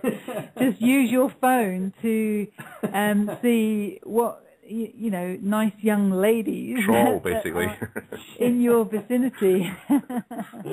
So if your mobile phone is able to do some kind of tacky kind of thing like this, then surely, like you're saying, Carolyn, that the equipment that they were carrying on them was more than likely able to, just without even looking like it was switched on, just absorb information from other computers and things around it, which they could then later look at. Yeah, and they never just sent one or two, so it was always like a dozen people, so you couldn't really keep track of what everybody was doing. So easily they could have left something behind in the building as well. And then when it got done, when Americans go somewhere, it gets done with the walkthrough. Everybody goes, okay, what bar are we hitting for the 2-for-1s, Everybody goes and think it's, totally sloshed. But when we were asking the Japanese, okay, we have something set up, we're going to have dinner or whatever, only the big shots came, and all the flunkies went back to the hotel room, and you could tell, because we could see, the lines at the nearby hotel, they were sitting there sending so much data back every day after a walkthrough. They said, I have no idea. Like you said, they probably went through, collected every piece of software they could, because we had a lot of proprietary stuff at the time. Probably, and it was amazing, because within literally, of course, we basically gave them a lot of our secrets anyway, just like we gave secrets to the Chinese. I mean, once they decided it was time for fascist China to take over, the New World Order made sure that they had everything handed to them. That's why their space program now is running, and we don't technically have one. Yeah. The Dragon Awakened. Caroline, on that subject, what do you think about? So Reset mentioned that. Are you in some kind of contact with Gary McKinnon's mother? She's awesome. What do you think about what he apparently found, or what he saw?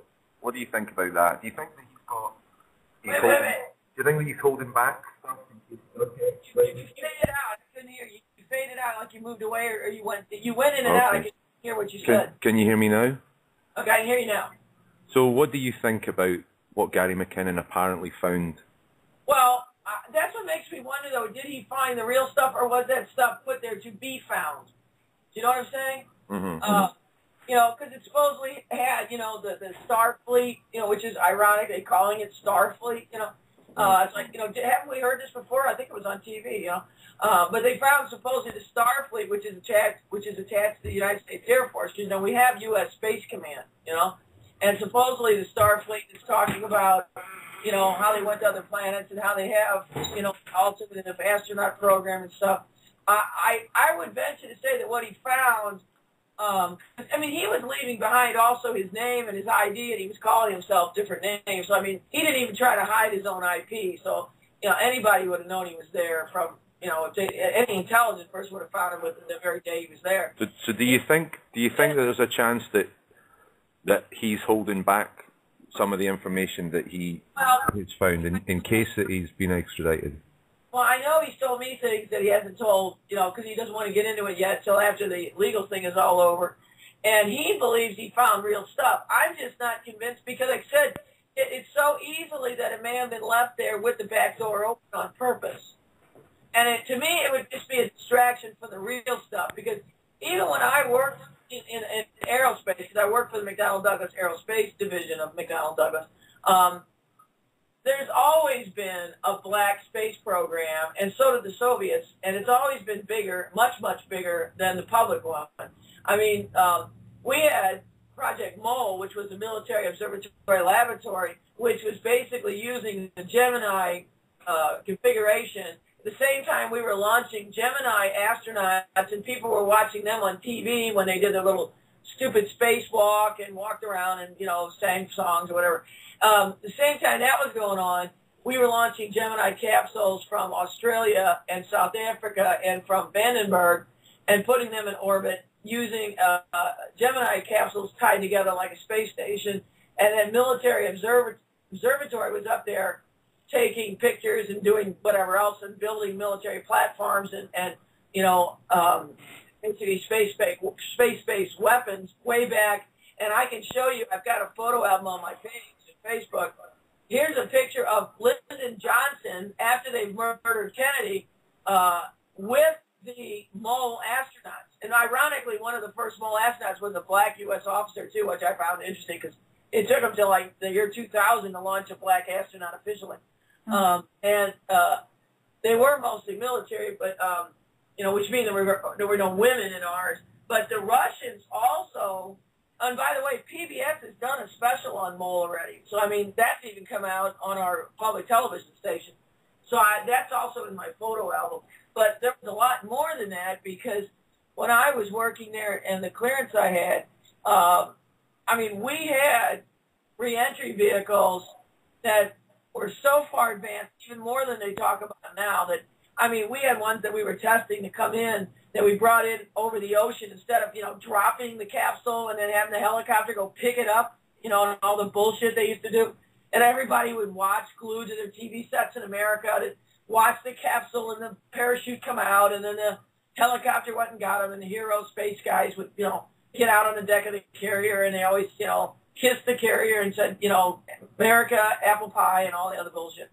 While they're doing that, I actually saw the tapes of the reentry vehicles that came in over the Pacific, and these things were coming in so hot, they literally had ships along kind of like protecting the area where the thing was coming in, and it was coming in for a landing, like the shuttle. This wasn't new. This thing was coming in so hot and so fast, it was a mistake in the film I saw. It actually was creating a wake in the water that actually almost capsized some of the ships. They were like, oh, we made a mistake, came in a lot faster than we thought. And it was like, that's why, it was a boo-boo film that I was watching when they made some screw-ups. So, this was going on in the mid-'60s. They didn't admit to having something like the shuttle and the Buran, which is what it was called in the Soviet program, until, the late 80s. So it's like, they're 20 years apart.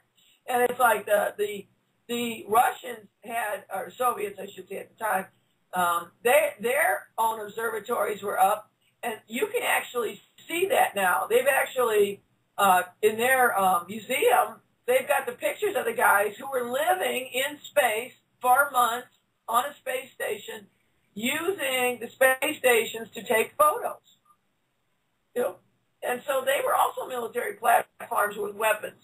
These things were fully armed. They didn't set these things up unarmed, And, that's why whatever Gary found, the fact that there's a Starfleet, that doesn't surprise me at all. We've always had alternative and there's always been an alternative space program. And the black program always had, $1,000 to one versus what, Nazi-fied NASA had. That was basically, a diverse attention. Yeah, it must be stuff to do with the weaponization of space, mustn't it? Oh, it's huge. It's huge. And that's why I don't understand. Carol Rosen and I have talked about this, and she's so bent on having this new United Nations treaty to outlaw space-based weapons. And I'm like, you can't shut the barn door. The horse is already gone, babe. Yeah. And she worked closely with Werner von Braun. So her and I've had talks to her about this, and I said, how can you trust what you were told by people that were outright Nazis? Yeah. Great point. And what does she reply to that? Well, yeah, but you don't understand, Carol. I got to know him personally. I don't know what you mean. I said, it's one thing if he was a past Nazi, but he never stopped being one. And it wasn't that he was just part of the Nazi army. He was part of the Nazi Party, which is a cult. He was a real person, and he wore an SS. The agenda. Yeah, he was an SS uniform. He was fully aware of the use of slave labor in Peenemünde. He knew all about it. He had to approve it, So, this guy's as dirty as any of the other Nazis. But, we bring him over here and make him a hero because, we were supposed to hate commies and, better dead than red. And, yeah. He was one of our good Nazis, as they used to say. But that was a diversion, too, for people to pay attention to him because he was kind of flashy and movie star handsome. So nobody paid attention to what the crazy people like, Jack Parsons was doing out with the other Nazis out in California. And all the crazy stuff they were doing. When you look at it, Nancy, Angela. Yeah. you know, as a diversion. Yeah, people like Joseph Mengele that was coming over and doing all the nasty things that he was doing as well.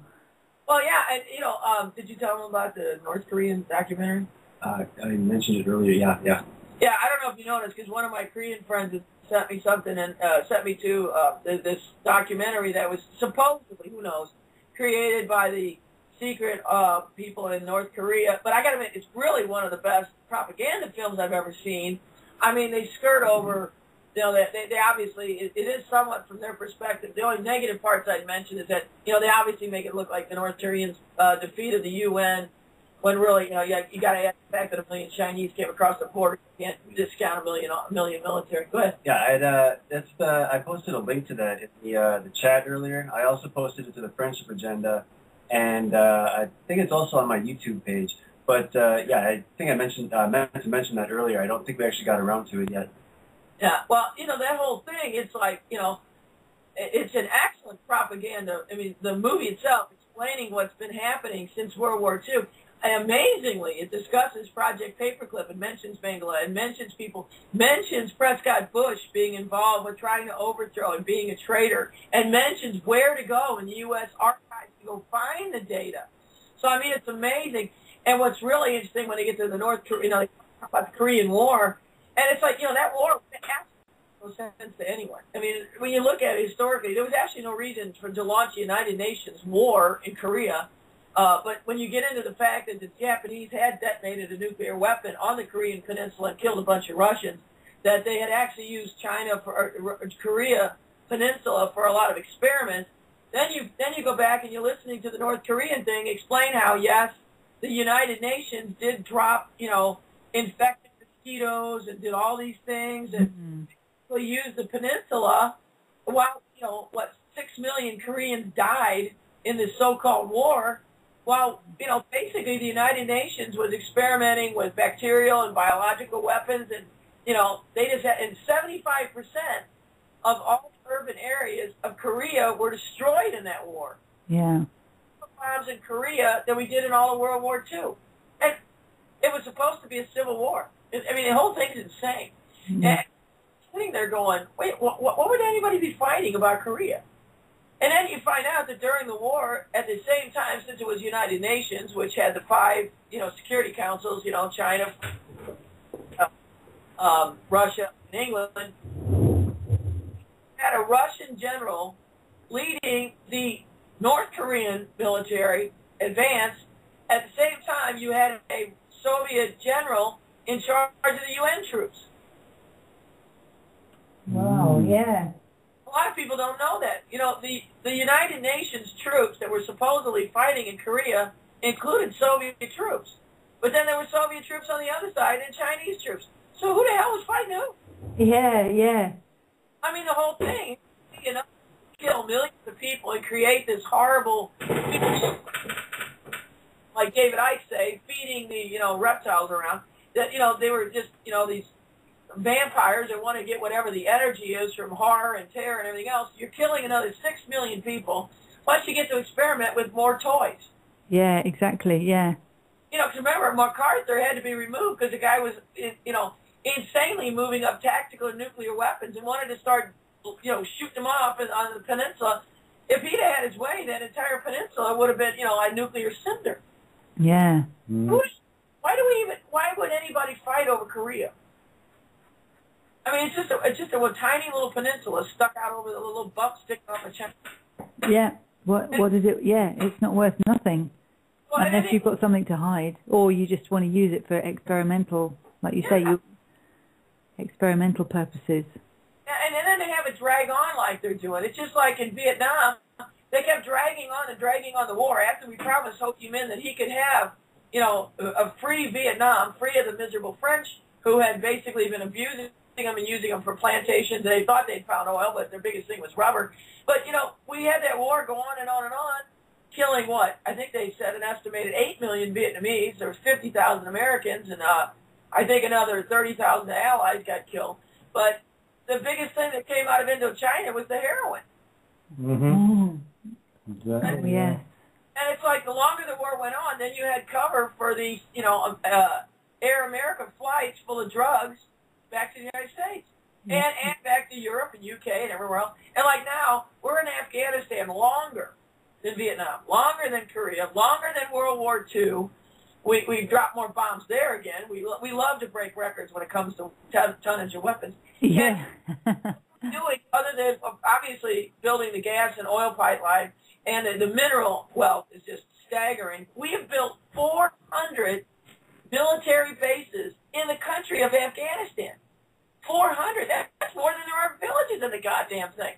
And then the biggest thing is you have Royal UK Marines and US Marines guarding, once again, heroin fields. Yeah. So, I mean, you know.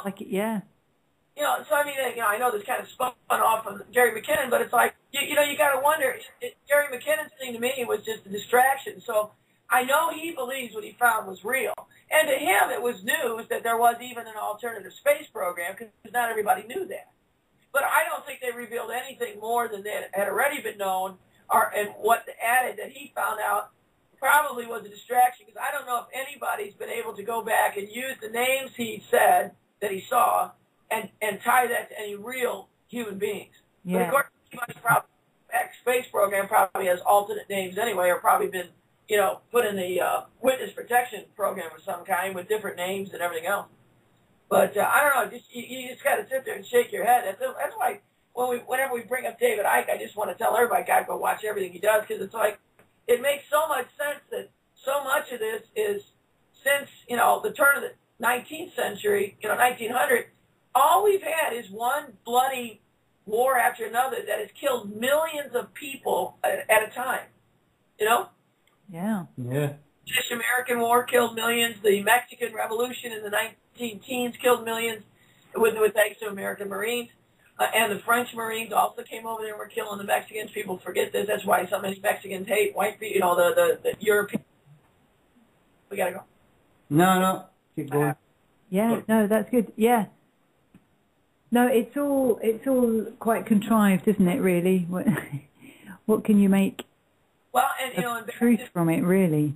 And back to the Colorado thing, I posted something on my page, and Brett can repost it, of showing since the 1900s, there's been a huge false flag and a bunch of murders that precipitated, there's like a dozen examples of leaders using an event to push through gun control, and then within the next 5 or 10 years, in that nation, millions of people were killed by their own government. Okay. Pol Pot in Cambodia, Stalin used that in the Slavic nations to disarm the people after the war. Okay, Carolyn, we're just going to take a break here and say thanks to all the live listeners. We're moving into the podcast now. So thanks to everyone for listening on the live show. You can catch the next hour on podcast. We're just going to go into a song to say good night. See you on the other side. That stuff's expensive. Yes. That was that, and where it's at. I just want to say thanks to Blue Green for the hot video. Space Chicks video. Oh, that sounds interesting. I'm going to have to go and have a shower. Or a secret space program. I hope that's what they look like. Yeah. They deserve all the pay they get. Look at how hard they work. Yeah, I know. She's got to read that design magazine. Do you know my sister, back in the day, my sister cut her hair like that and got such a doing off my folks. Really? What, really? Did she dye it that colour? No, she cut it into a point on the fringe. Yeah. Pretty cool. Yeah. And in the program, that they're meant to be anti-static wigs. Sorry, say again. We lost you there. In the actual program. Yeah. That's not meant to be a real hair. They are anti-static wigs. Oh, right. Okay. They look like they give you static. Those wigs. You mean that's not our natural colour? Just got the mind control pink wig on, like in what's that? Lazy Town. Yeah, pink is. Have you ever seen that Lazy Town mind thing? control. No. Yeah. It's dreadful. Yeah. Oh, it is. I'm probably one of the only people on here that actually know what you just said. Hey, Meta. Hey there, how's it going? I'm good. Good. Oh, sorry, I just had to say that. Made me laugh so hard. Yeah, we've had Lazy Town kind of enforced on us for years back now, and it was just the most horrible thing. Oh, it's dreadful, this little girl hanging out with these big things. In a complete mind-controlled world with this and weird our friends were all toys. bad guy, yeah. And one of them was blind, and not that there's anything wrong with being blind, but he like had this computerized thing around his head all the time that he saw through. Yeah. It's just so wrong. And of course the pink wig as well, which is like a part of the Candy Monarch programming. Very cool.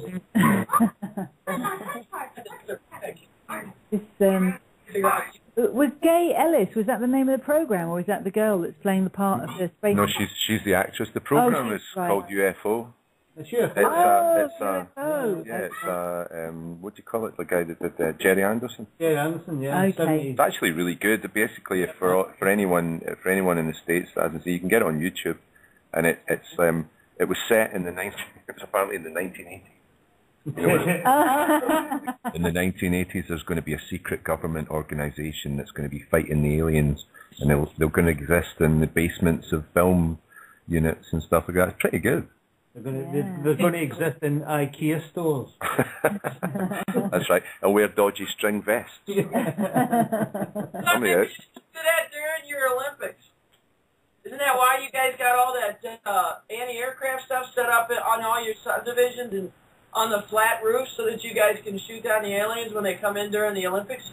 Yeah, no one's going to want to shoot down aliens if they look like that, though. No. Have you seen the state of the aircraft? The anti-aircraft weapons? They're like the rubbish. Are they the really old ones that are due for retirement? Unless it's Terry Thomas in a Zeppelin, I think we've got no chance. I say. I was watching, I don't know his name, you guys probably would have known him, but it was one of the newscasters in England that said, oh, this is great. We got a bunch of flats protected and a couple square miles in London, so if you really were a terrorist, you could go attack 90% of the UK and hit everything, because everybody's going to be in London and nobody's covering anything else.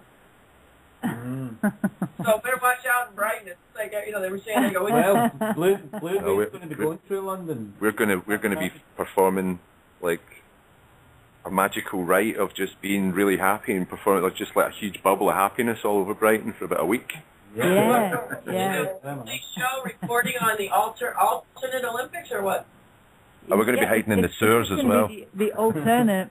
Yeah, we're going to go down the sewers, Caroline. Well, I think you guys got to have the alternate Olympics out of Brighton, and we could have some, you know. That's right. The alternate Olympics is going to be called An Evening of Happiness. Yeah. Excellent. And also eating Black Forest Gateau and quaffing fine wine. Yeah, it's going to be a fiesta. Oh, hey. Oh, and in honor of all the doping, I feel like, you know, but also the doping and the controversy. Pig or something. Like, the controversy about the chemically, you know, induced and genetically modified Olympic athletes. Are we going to have like a transgender, like I said, LBGT Olympics at the same time in Brighton? Well, aren't the Olympics transgender enough with, you know, the Russian shot? Steroids and such. Like yeah, steroids in the runners Them and everything. Bulgarian female weightlifters, you know. Should they approve that you could have genetically modified horses in the Olympics? They did approve genetically modified horses in the part of the Olympics. So I guess that means that you can also do the jockeys or whatever you call the ones who ride. Oh, why not? In the game. No. What, but horses that are fed on GM food? Is that what you mean? The equestrian part, you know, where they're jumping the hurdles. And I guess they're not called jockeys. I don't know what you call riders. I guess they are. Yeah. But that's it. You know, I was kind of hoping you guys would be down there reporting live from the Olympics and maybe, I ain't going nowhere near that shit. We're having a fiesta. You can see if we can get the Queen and we can see if we can catch her when she's switching over to her reptilian real blood, you know. the Queen. Well, Nick might be here next week. There we go. Gets out of the mud. It's the only kind of Queen we can cater to. The royalists, we can do without the blue bloods, you know? Yeah, forget that. I don't know which one of our big shots. I don't know if, old Blue is supposed to show up or not at the Olympics. I don't know. I don't care, to be honest. Yeah. I just feel like there's going to be a lot of stuff going on there, and I'll find out about it eventually, but... I actually think it'll be... I worry that it is going to be a sign of a false flag. I really do. Yeah. Who knows? The thing is, we just don't know. Don't know. And the more we think about it and speculate about it, the more it's in our minds and the more energy we're giving it. So Exactly. I'm not really that bothered. I'm really not. I've never been that bothered about the Olympics. I used to like me to neither. Is it a big deal over there, or if that's what's all on all your stations or what, you know? Oh, it's going to be everywhere. It's just being programmed into our psyche so much. The amount of times that the Olympic torch has been round the goddamn schools, the kids are getting bored of it. They're like, yeah, whatever, I've seen it. Oh, so Okay. it's taken from little town to little town all over England? Oh, yeah, everywhere. It's been through Brighton about 4 times. It's been round here a couple of times. It just seems to be here all the time. It's in this school, it's in that school. Oh, it's back in this school. Oh, it's here, it's there. And they've not just got one torch, they've got torches all around the country, you know. I didn't know that. I thought they just had the torch run into the Oh, no, they've got hundreds of torches all around the country doing these different tours in different towns all at the same time. And David, I've been talking about this at all. I haven't seen him on talking about the Olympics or the torch running. He's still on the Isle of Wight, I guess, right now. I don't know what else he's doing. Yeah, I don't know. I think he's on his tour, isn't he? He's probably in, I don't know, somewhere in Europe or something. I don't know. He's probably, as far away from the Olympics as possible if he's got any sense. When is he? Well, I got a quick question here. From what I heard in the past, I guess I don't know if the torch is actually going around from country to country, but years ago I'd heard that it going through different countries is actually a way for whomever to get the security forces have to go along with the torch to protect them, and that this was a way of getting security forces into different countries. Oh, right. Anyone heard that before? No, but that's completely makes sense. I mean, it's just another excuse, isn't it? It's like the excuse of having just the Olympics in this country in the first place has provided the excuse for putting weapons, or be they old, retirable weaponry, on top of rooftops in London. It's just to give people the this feeling of living in a militarised environment and getting used to it.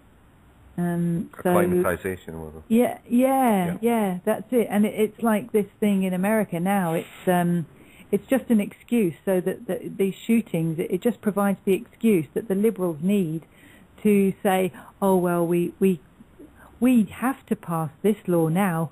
What else can we do? It gives them the excuse to throw their hands up and go, we had to do it because innocent people were being killed by people with guns, and it gets them off the hook from having to sign these bits of paper that ordinarily the voters would not want them to sign or have anything to do with. And it's funny you say that, because just remember last, I forgot, was it last Saturday or what? It was during Swami's show, when I was in the other room and I said I was busy arguing with a guy from the Netherlands. We were arguing about gun control, and he was saying how, you Americans, you guys go shoot each other up all the time in shopping malls and shoot your children, and then look what happened in this movie theater. So it's another, and that's the image they want to give. Yeah. And I remember it was funny at the time, because I remember telling him, I said, you do realize that 3/4 of the Dutch were actually pro-Hitler and didn't fight at all. And that, have you ever heard about Queen Beatrix and the Bilderbergers? I mean, it's like, of all the places to be criticizing UK or the United States, I'm like, wait a minute, the Dutch were intimately involved with slavery. They were intimately involved with the opium trade as well.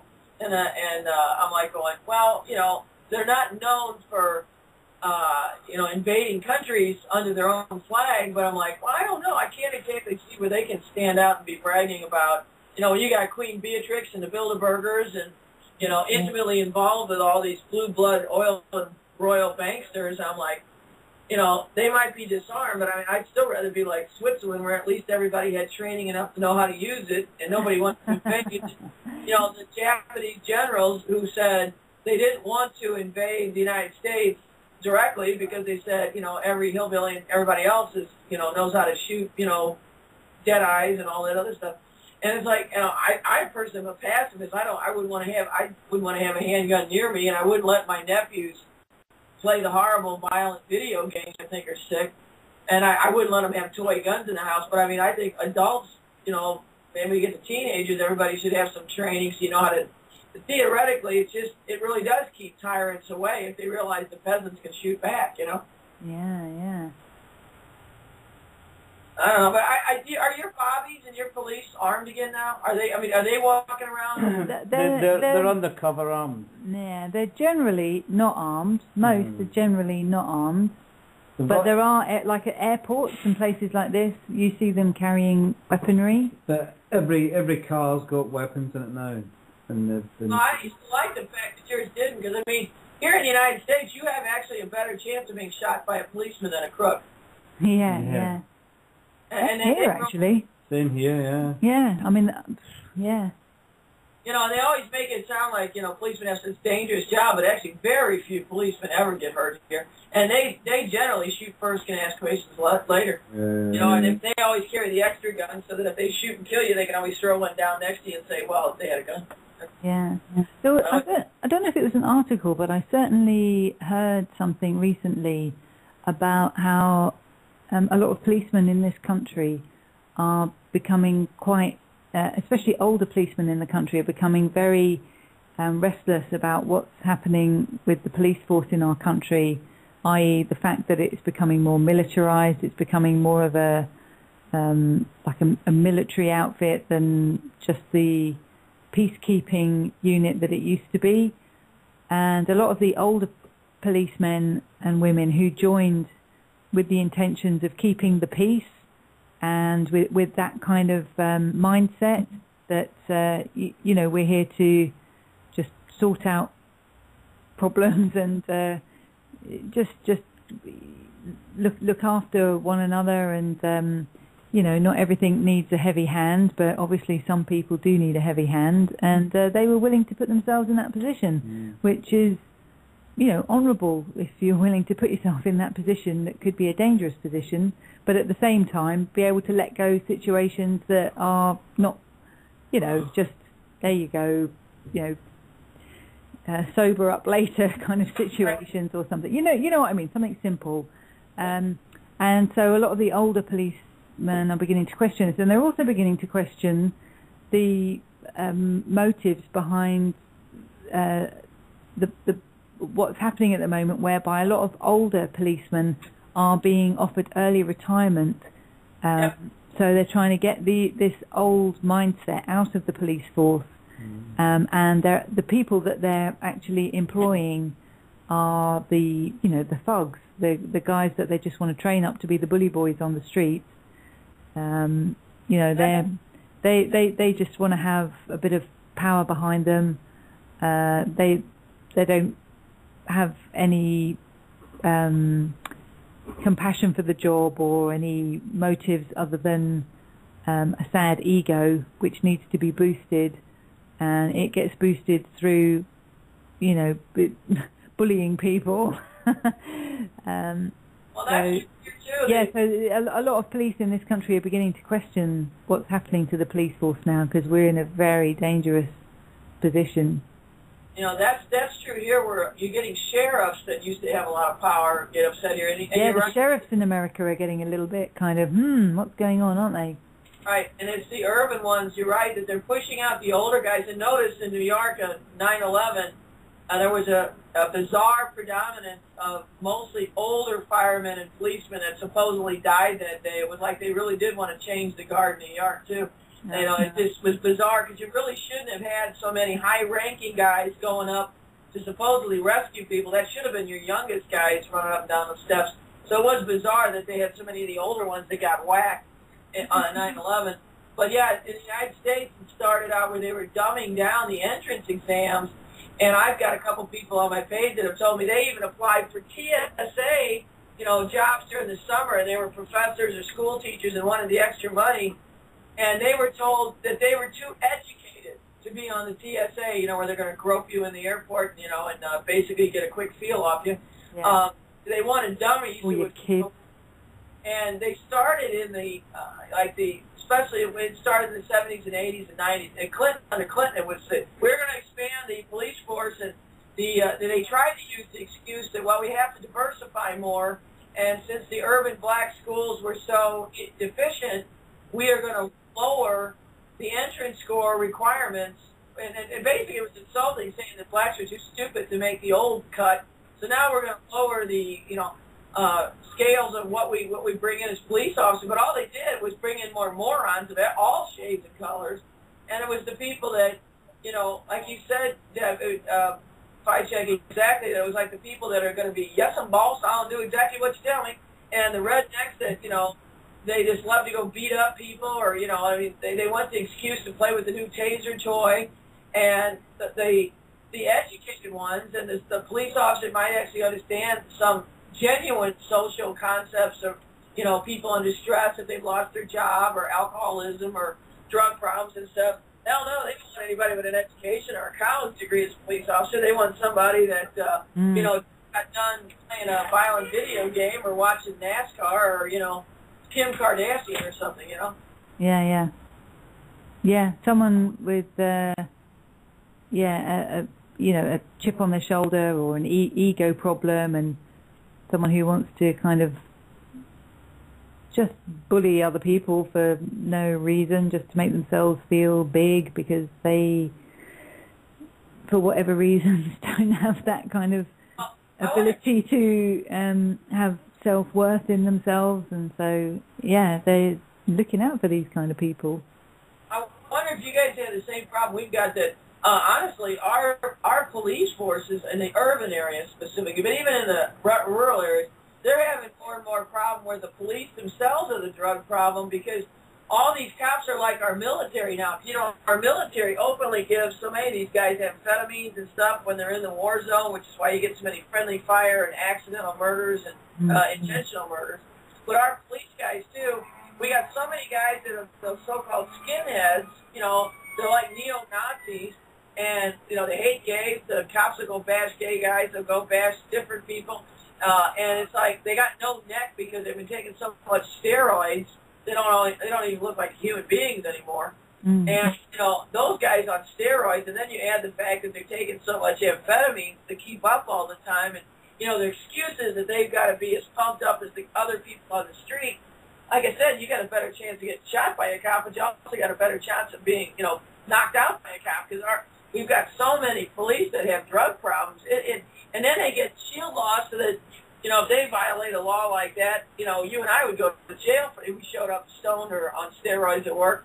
But for whatever reason, they have shield laws to protect these cops. If they don't go to jail, they just supposedly go to rehab. It's like, it's like the old days of, we'll just send them for retraining and then bring them back out again, I heard someone talking recently as well about soldiers from Afghanistan and these sort of regions who were coming back traumatized and on medication, that were leaving the army, but were then, or leaving the military, but were then being signed up by security companies and being shipped back over to the places where they've just been fighting, and being deployed as security in these areas, and then just going out killing not only civilians but their fellow workmates. And you have to report their deaths. In Iraq, we have more mercenaries now. We have since the first year, that was pretty close under Bush, but since old Boo took over, we have more mercenary troops than we have, which is what I call the private troops. We have more mercenaries in the field than uniformed. And what's really bad, too, is the mercenaries don't have, code of conduct. They don't have a chain of command. You don't have to report their deaths. And since if they commit a crime, it falls under some, Iraqi civil or Afghani civil, law. It doesn't, it doesn't involve any military stuff. whatever they do doesn't get reported, and if they die, it doesn't get reported, and they don't have to say how many of them there are. Mm-hmm. If it's a military unit, theoretically, any congressman or senator can call somebody in and ask them under oath. There's accountability. Yeah, exactly. That's really why they pushed that. And Rumsfeld was big on getting rid of uniformed people and replacing them from everything from the military used to cook its own food. Now we hire Halliburton to bring garbage in for us. But that's also a way to hide and also, transfer funds and money. Is that whenever you start having private contractors, you're going to get more graft involved. And you got to pay for all this, where you don't have to pay for all this overhead when it's part of the military. And then you also have more security. You got control over all these people when they're part of the military.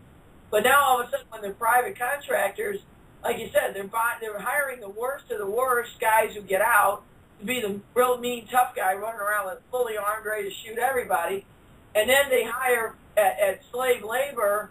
They were bringing in a bunch of Indians and Pakistani and Indonesians to be the cooks for Halliburton, when they weren't even hiring for Iraqis to do it. I mean, it was insane. We were sitting there bringing in, Indonesians and paying them $1 an hour or $1 a day to, sit there and cook for our troops. And then you're wondering why the food's crappy. And then, they're hiring, instead of having the military supply the water, they got a separate water company, and they're wondering why the water was filthy and full of depleted uranium. And, it's just another way to spread more graft. And then, like I said, no accountability, there's no transparency into the numbers of the victims or the crimes that are being committed. Military, all those crimes have to be reported to Congress. And now it's like, oh, well, you don't have to tell anybody. Yeah. And a lot of people have been paying attention, too, is I was talking to some people, with all the people all over the world on Facebook, and we just had a whole bunch of Americans just get killed in Colombia. Nobody's paid any attention. And then we had a bunch of them just get killed in Nigeria, and a couple more got killed in Kenya. And nobody, what the hell are these military guys doing there? What the hell are they doing? Yeah. It's like nobody seems to be paying attention. And in America, you guys are being flooded here. We're in the third week of over 100 degrees Fahrenheit, and it's drought all over the place across the United States. You guys are getting flooded. So I don't know if there's weather wars or what. I mean, I know there's solar flares going on, but Hartford's going insane. But it's like everybody's distracted. You don't hear anybody talking about the election hardly, because everybody's exhausted and tired and crabby. You don't hear anybody talking about Afghanistan or Iraq, or if somebody brings up, you think they'll invade Iraq, people don't even care. And if I mention to people going, you didn't realize we're fighting in Colombia and Nigeria and Kenya and Sudan, and people look at me like, well, where the hell is that? Most Americans can't even find all 50 states, so they sure as hell don't know where Nigeria is, I think that a lot of the troops that are returning from these areas, that are returning back traumatized, I think these are like the catalysts for certain events, that could spark things off, because we're being, your country and our country, and probably other places in the world as well, are being amongst the society. You've got these little hotspots, of men returning who are not, they're not suitable for returning to normal, inverted commas, life.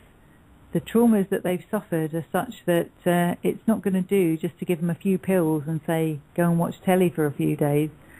Go and put your feet up or something. They need serious counselling, and I think that these young men coming back traumatised are quite a serious problem to be mingling amongst societies.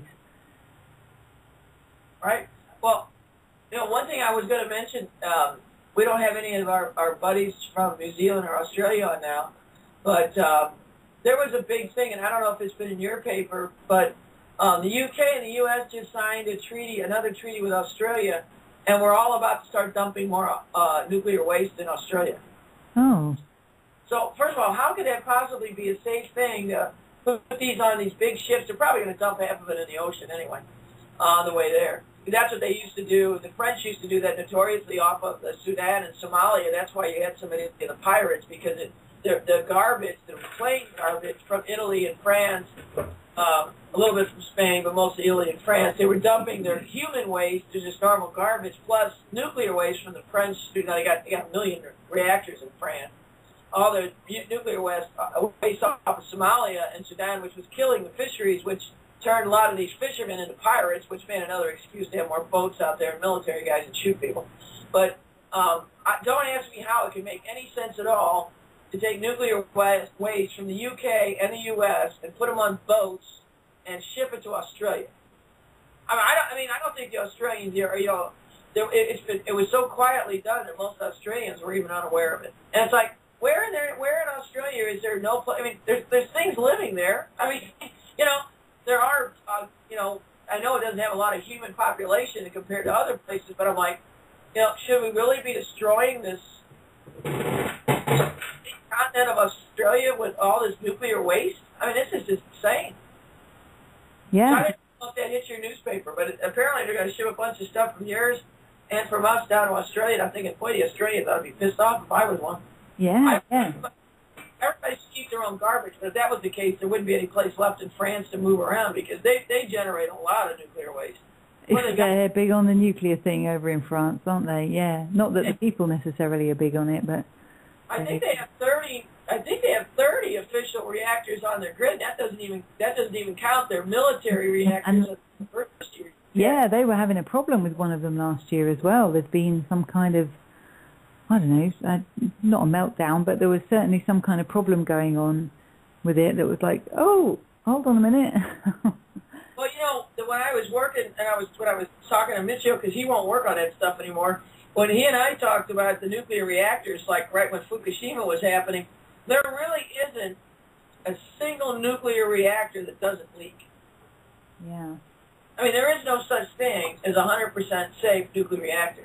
At one time or another, they are going to be venting nuclear stuff through the vents. That's the whole point, because when it starts getting too hot, you have to vent steam, and that steam is radioactive. That's why you always have those super high cooling towers, because theoretically you're spreading it way up there, which is bullshit, because everything that goes up does come down. Mm-hmm. And also, most of them leak directly into underground aquifers or the local suburban or urban sewer system. So they're literally dumping it either into the local river, aquifer, or the water treatment facility. Yeah. So there is no such thing. There is no way to build a safe nuclear reactor. And it's all insane anyway, because all it does is boil water to turn turbines. Yeah, yeah. The old-fashioned turbine, and all you're doing is using, uranium to boil water. I mean, that's insane. I think it was Einstein. I think the quote is attributed to it. Basically, it's a hell of a way to boil water. Yeah. Right, it's absolutely insane that we're using it for that purpose. I mean, there are other ways to use radiation to create electricity, other conversion things, but like 99% of the reactors that are online are simply boiling water. Mm. I mean, that's crazy. Yeah. Well, the kind of limited, I don't want to call it cold fusion because that's not really a very good phrase, but is it the limited fusion work? Well, like the work of Pons and Fleischmann and this kind of stuff, this was all leading towards having small generators within your home or within your community that would be producing free energy, essentially. But of course, their work was discredited, and it was made to sound like it could never work, and so their funding was dropped immediately, and they were finding it very difficult to get funding afterwards, and that was all thanks to Stephen Jones. Well, ironically, cold fusion has been around, and Tesla even proposed parts of cold fusion, and Einstein did as well. And they were both. Yeah, they were both. And it's bizarre. There was something there to be. Madame Curie worked with it, and I there's actually always been the theory that she was actually murdered because really? she was developing aspects of radium that she was considering the fact that you could create energy from this, and in dealing with all this stuff, and they said it wasn't an accident, that, you know, they said that she died because she got exposed to her own, you know, that she was careless in experiments, and that's how she died, because she was exposed to it. There's always a theory to kill her, too. Everybody that wants alternative energy gets killed, it seems. But, you know, fusion does work, but there's a classic thing when, for a while there it came out, one of the guys who poo-pooed it is a guy named Stromberg, I think it is. He is considered the father of plutonium. I got a photo album on this jerk. He's supposed to be considered the father of plutonium, and he won a Nobel Peace Prize, which I find terribly ironic, for the development of plutonium, which is only a bit like Obama getting it. Yeah, right. And plutonium is only used in weapons. That's the only use for it. So it's like he gets a Peace Prize for developing plutonium. It's like, yeah. And he's got an element named after him, too. I think that's why I think it's Strombergia. It's named after him, so I think it's Stromberg. But I got a great picture in one of the photo albums. He's at the Bohemian Grove. And on either side of him, you've got Ronald Reagan, B-movie actor, future president, and you got Richard Nixon sitting on the other side. Yeah. And, I mean, here, it just shows you all this stuff is linked, because he came out and supposedly went, and it was when George Bush Party 1, you know, the guy who was in Chile Plaza to help kill Kennedy, he came to the White House, and there was a big stink, and he was one of the guys who supposedly helped discredit cold fusion. And, you know, well, here's the guy from the Bohemian Grove. He's the father of this horrible thing called plutonium. And, you know, he's sitting there and he's, you know, close buds with two, you know, Nazi fascists, Reagan and Nixon. Yeah. The guy that helped kill cold fusion. And it was all over Newsweek and Time. I've got pictures of the front covers where they were saying how, yes, cold fusion is debunked. It doesn't work. When in fact, though, they only took one MIT study, which later came out to have proven to be all bullshit and wrong, that in fact California, Berkeley, and a couple other universities had actually duplicated the cold fusion experiment and worked. It's like that movie, what's the one with Keanu Reeves, where you got to kill everybody? What's the one with Morgan Freeman? You know, or it's in Chicago, and they I don't know. That Chain Reaction. That movie, Chain Reaction, had Keanu Reeves and Morgan Freeman. That it was, the theory was there was a small nuclear explosion in Chicago, but the point was that it was basically to hide that they had developed cold fusion. And give it free on the internet.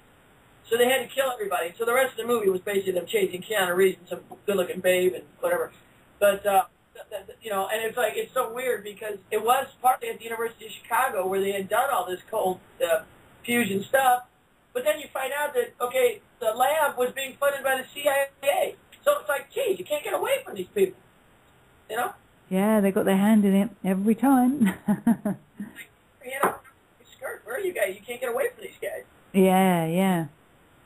Yeah, no, it's bizarre.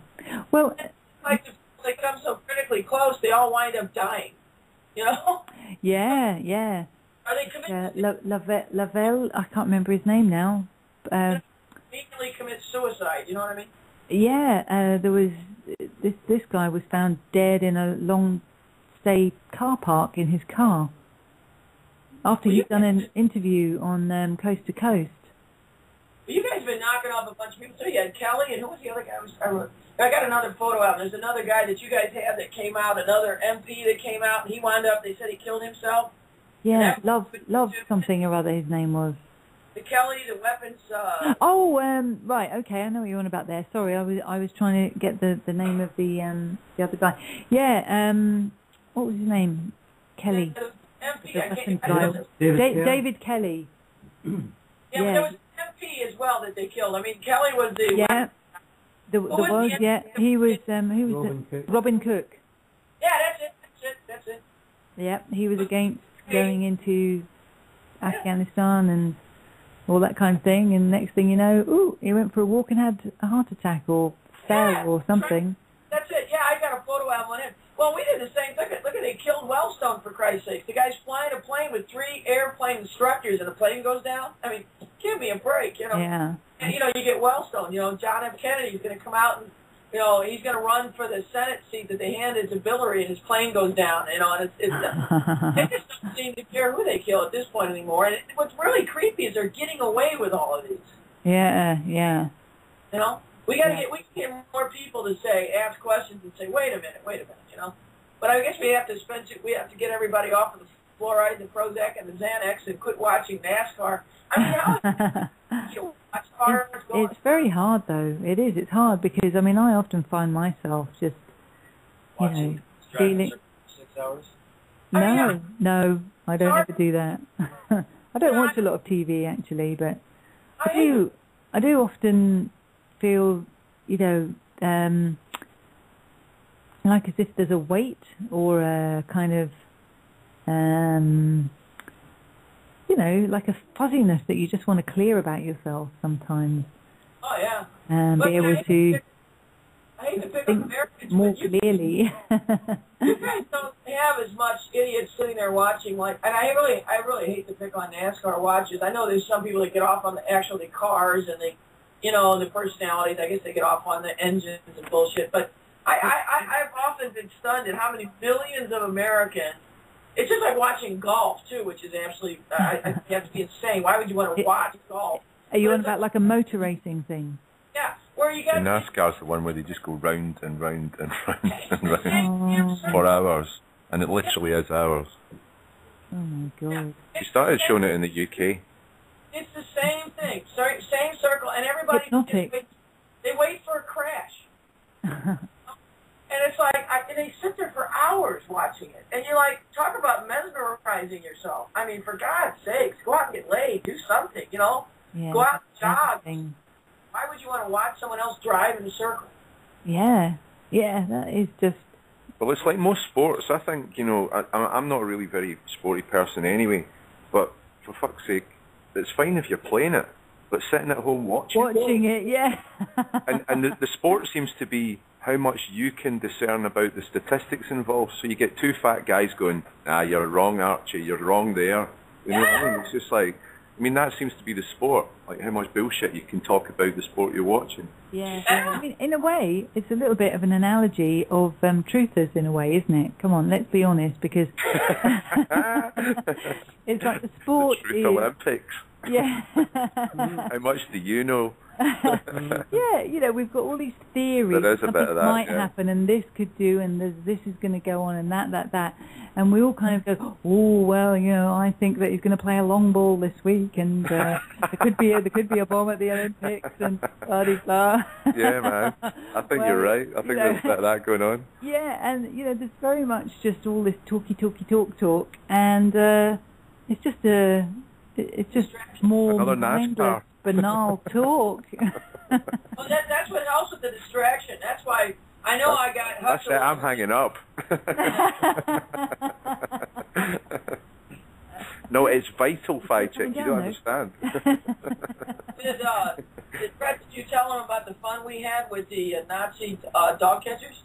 No, not yet. We should share with you the fun we had.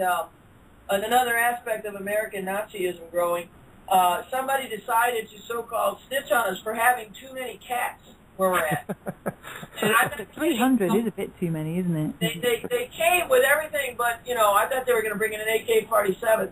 And it's just another aspect that they can violate our Third and Fourth Amendment of, you know, unlawful search and seizure, and also, you know, trespassing and your right to privacy and all this bullshit.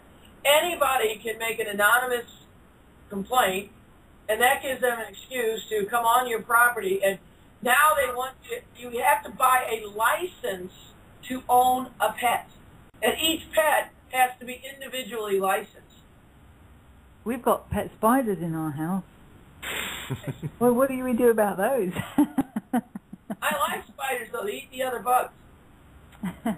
Spiders are good. You best not have 5 or more, otherwise... What's the difference between something which just happens to be living in your house and a pet? You have to neuter your spiders. That's no excuse. You can't just say it was just there. You're legally responsible for those spiders. Never microchip and vaccinate those spiders. Get up to date. I want a nice microchip by next Saturday. I want to make sure all those things are If those vaccinated. spiders commit an outrage, it's on you, Fight Check. And Steve, you know, you should have seen it coming. They were clean. Yeah. They were clean shelled. What does he say? They were clean. They had no previous. Climbed up and down that water spout just too many times. Bitsy bitsy outrage. Yeah, that's it. It's never boring, is it though? No, it's never boring. No. Real Hey, life is just, too crazy. We'll have to move to Minnesota because when Brett came back down, he brought down a porchetta and pickled bratwurst. Huh? Say that again. What are they? He brought down something called porchetta. I've never eaten it before, but I'm telling you, I was drinking the juice, Porchetta. ready to pick up the whole crock pot and just drink the juice. And then he had these things, dill pickled bratwurst. Sausages. Bockwurst. Hot dogs. Yeah. She likes bockwurst. Bratwurst are not hot dogs. That's insulting bratwurst. They're totally different, genus, species of dog. It's a dog. Yeah, there's not. A sausage made from dog. I'm going to start going on about oos and jumpers if there's any more of this. Well, you can notice in America. Square slice. Like a Chinese restaurant. And You a gotta soft roll. that. No, we don't want your flowery backs here, doll. We'll have none of that chat. You gotta go to America. You gotta get porchetta and pickled bratwurst. I tell You you. know, I'm going to put it down my trousers for the TSA just to give them a treat. Hey, did you see the one on my page? The guy supposedly had the biggest wiener, and he TSA made him show it to him because they thought it was a weapon, and this really happened. He said it Yeah. his face was named 13.5. You got a license for that thing? A weapon of mass creation. Attack with a friendly weapon. Well, when a guy brags about it on Facebook, so his name is 13.5. So that's not in centimeters. For America, that's inches. No, but do you know, it just reminded me of something. I've been scouring the reports of this Colorado thing. Where did you see these reports of people saying, I legged it from the scene and left my baby and my fiancé? What kind of a maniac that even if you had done that would go on the TV and say it? You know what I mean? Wouldn't you be Why like, would you do it? Sorry. Oh, the guys were crying like little wimpy dogs, crying about I left my wife, my baby behind. My father, being a man's man, would have been sitting there going, "What is with these guys? What the hell? Bone up and go to the kid." They not only abandoned their family, but they're crying about it. Like Yeah, I'm girls not having that. as well, I just looked. I just found that a series of 57 photographs about the incident, and the second photograph in is a picture of Obama looking concerned on a phone. I mean, come on, you know what I mean? Like, this is live. That's The the incident. I went down to the lobby to get some water, and I looked behind me, and Obama's talking, and he was talking about this Colorado thing. I was like, well, what? That is weird. Why is he the one that's, like, breaking the news? Well, As far it's as I can distract us tell. from everything else, right? I know. Distract us from the United Nations treaty being signed right now about small arms. Oh, and I got another thing on my page. Somebody's really cool. I don't know if it was Billy Rizzo or one of the other guys again, but, they found 1961, the United Nations had proposed disarming all of the member nations, especially the United States, because so many GIs, I guess, took their M1s back home, their carbines back home. And Kennedy, that was one of the last things Kennedy poo-pooed, so it's like another bullet in his coffin lid. Yeah. And here was another thing that he had been a GI. I told you my dad met him and said he was a man's man. That he had said there's no way he was going to be a part of disarming the United States. And here that was in 1961. So it's like, that's when the proposal came out from the United Nations. He killed it, no pun intended, in 63, the same year they killed him. So I was like, I never even heard of that before. And apparently that came out because the current treaty is almost word for word the same one that was written in 1961. So it's like they had this thing on the shelf trying to get this thing passed for the last, 40 Well, years. of course, years. Absolutely. It's like the CISPA thing. They just wheel it. Every time it gets defeated, they just wheel it out next year as well. And at some point, they'll get some of it through. Yeah. But it's like, it's just amazing how many There's things... nothing. I don't think there's anything special. You know what I mean? They want it to be special this year. You know what I mean? They want us to think that it's inevitable. You know what I mean? And I think there's something, like it's some of the aspects. I mean, we're all free to think about this stuff on our own, but the last time I heard it mentioned was like Joseph Farrell was talking about it, and he talks about it in quite a technical way, and he said that he's talking about the medium, like, the Higgs field, whatever you want to call it, the thing that we all sit in, and how this is like an electromagnetic field, really, and that they do things to shock it and to get results from it and to manipulate it. And I'm telling you, all this talk of they're going to disarm the states and they're going to do this and it's coming down the pipe, I don't think it's happening like that. I really don't think it's happening like that. Of course they're trying to do it, but it's the feeling that it's inevitably happening that's going to make it happen. Yeah. They're going to do it more in the cities first, and it's in the cities in a whole big areas, where you got no guns. But Carolyn, you just said that they tried to do it in 1961. It didn't work. Yeah, but they said 60 years of Prozac now and fluoride, and we're getting more morons. I mean, I have friends. We're getting more, but we're also getting more and more awake people. The morons are getting more moronic, and the awake people. There's no point in trying to wake up a moron. But there's plenty of people on the periphery that are there's plenty of people who kind of interested just to find a little bit more. Yeah, there's plenty. There's lots of statistics to prove that less and less people are watching, network news and believe in it.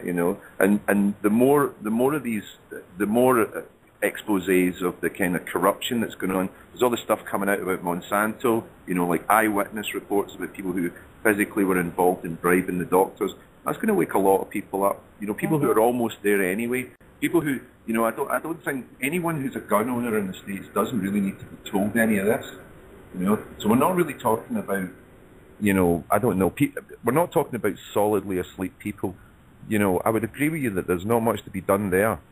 But I don't think by any means it's a foregone conclusion. And I think we just got to crack on and just ignore the bores. You know what I mean? Yeah, and the police forces are waking up as well. Yeah.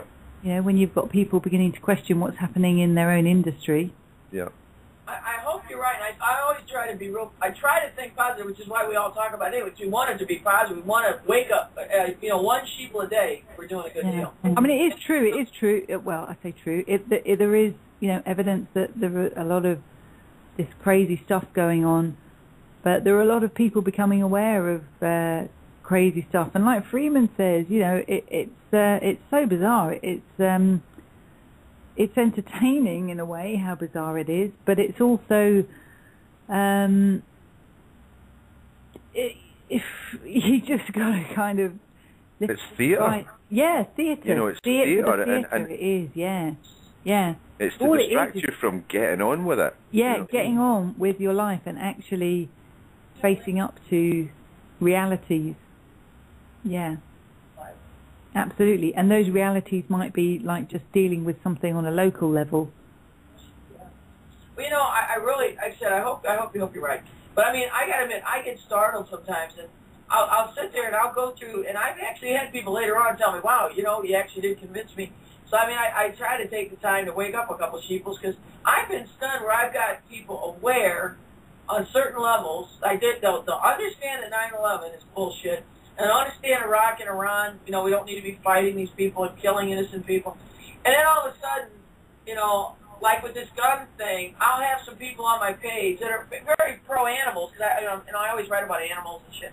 And it's like, all of a sudden I'll have somebody come up and say, well, Carolyn, you're pro-Second Amendment, and they're real mad at me, because they're going, see, look what happened in Colorado. You got to quit being pro-Second Amendment and the right to bear arms. And I keep saying, well, I didn't say you have a right to go shoot people. I said you have a right to own and bear arms. And I'm like, it stunned me that there is still like this 30% that are just, they still fall for, I don't know if it's the subliminal messages on TV or, like I said, there's so many of them that still want to say, oh, well, Obama would change things if they let him. Like somehow they still don't understand he's a CIA operative and his mother was, and his grandfather was, and his fifth cousin is Darth Cheney. And it's like, sometimes I get startled at, and I don't mean this in a weird way, but so-called educated people that out of nowhere. You know, that's the crowd you get on Facebook. You know what I mean? That's my opinion on that. You know what I mean? That's one of the reasons I wouldn't be on Facebook. Why do I want to go mixing with a crowd of people that I have nothing in common with? No, I mean, and just don't get it. People are aware on certain levels, but it seems like there's a certain things, and I mean, I have actually changed some people's minds. I'm sure I've pissed off a lot more, but I've had people later come back and tell me that, oh, wow, now I actually understand, but it actually hit them in the head 4 or 5 times with facts about, you know that Stalin took away the weapons and then he killed a bunch of people in the Ukraine. Do you realize Pol Pot did that in Cambodia and then killed 7 million people? And you start getting through to them, but I gotta admit, I'm still stunned when I'm talking to someone that might even have 2 or 3 college degrees. They act like they understand 9/11. They understand that JFK was murdered. And then out of nowhere, they sit there and say, oh, yeah, but we have to have gun control. Or they will only vote Democrat because they know they cannot let the Republicans get back in again. And I'm sitting there going, how can you be aware of 9/11 and still fall for the 2-party crime syndicate charade? And I'm like, they'll sit there and they go, but you don't understand. You can't let the Republicans in. Or, I have a Republican that'll say, well, you don't understand, Carolyn. We have to vote for Romney now because we can't let Obama stay. Yeah, these people just need to be slapped in the face a little bit more often, and then they'll go, oh, shit, right, okay. Yeah. That's it. A great big wet fish needs to just kind of catch them on the side of the cheek a few more times, and then they'll go, oh, shit. It is more American. That was happening. Oh, that was happening. My friends in other countries I said, do you guys not have fluoride? It seems to be more Americans that get caught up in this stuff of this, the false paradigm of left, right, Democrat, Republican bullshit. And, when I'm sitting there talking to my relative in the Ukraine that I met on Facebook, he's aware. He knows what the hell's going on. And I'll talk to somebody in Romania, and they got a brain. I'll talk to somebody in Venezuela, which probably gets me on a dozen lists, and they got brains. I'll talk to my friends in the Philippines, and they'll have more awareness of shit going on in the United States than Americans do. I feel sometimes like it's almost like layers being peeled off people, and that you can never sort of say, oh, well, I'm awake and that person isn't, and this idea of I don't like the whole kind of idea of saying, oh, people are awake, waking people up, this kind of thing, because I think it smacks of kind of evangelical kind of talk, that, and also a kind of divisional kind of thing, that these are the awake people and these aren't, and I don't like that kind of black and white kind of thing, because I think it does take time to kind of evolve your ideas and understanding of events that go on, and that you may have a grasp of one particular thing, but it takes a little while longer to see how that converges with another thing. So perhaps your friends or people that you know who have an understanding of on some level, then it's going to take them a little bit longer to get a full understanding on another level, and then things will transform again in another level and another level, so that it just takes time to kind of strip these layers away, and it's just awareness becoming sharper. It's almost like the fog. That is why I do stay on Facebook, because to me there's no point in just preaching to the choir. Yeah, and I agree with you. You don't want to be preaching and you don't want to be evangelical. No, that's it. Yeah, no, you don't want to be preaching to anybody really. But then it's nice to sort of see people who you've spoken to suddenly coming back to you and saying, oh, what was that thing you were saying about this, that, or the other? And you kind of feel like, oh, right, okay, so they want to, know a little bit more about this or that or the other. But obviously they're not going to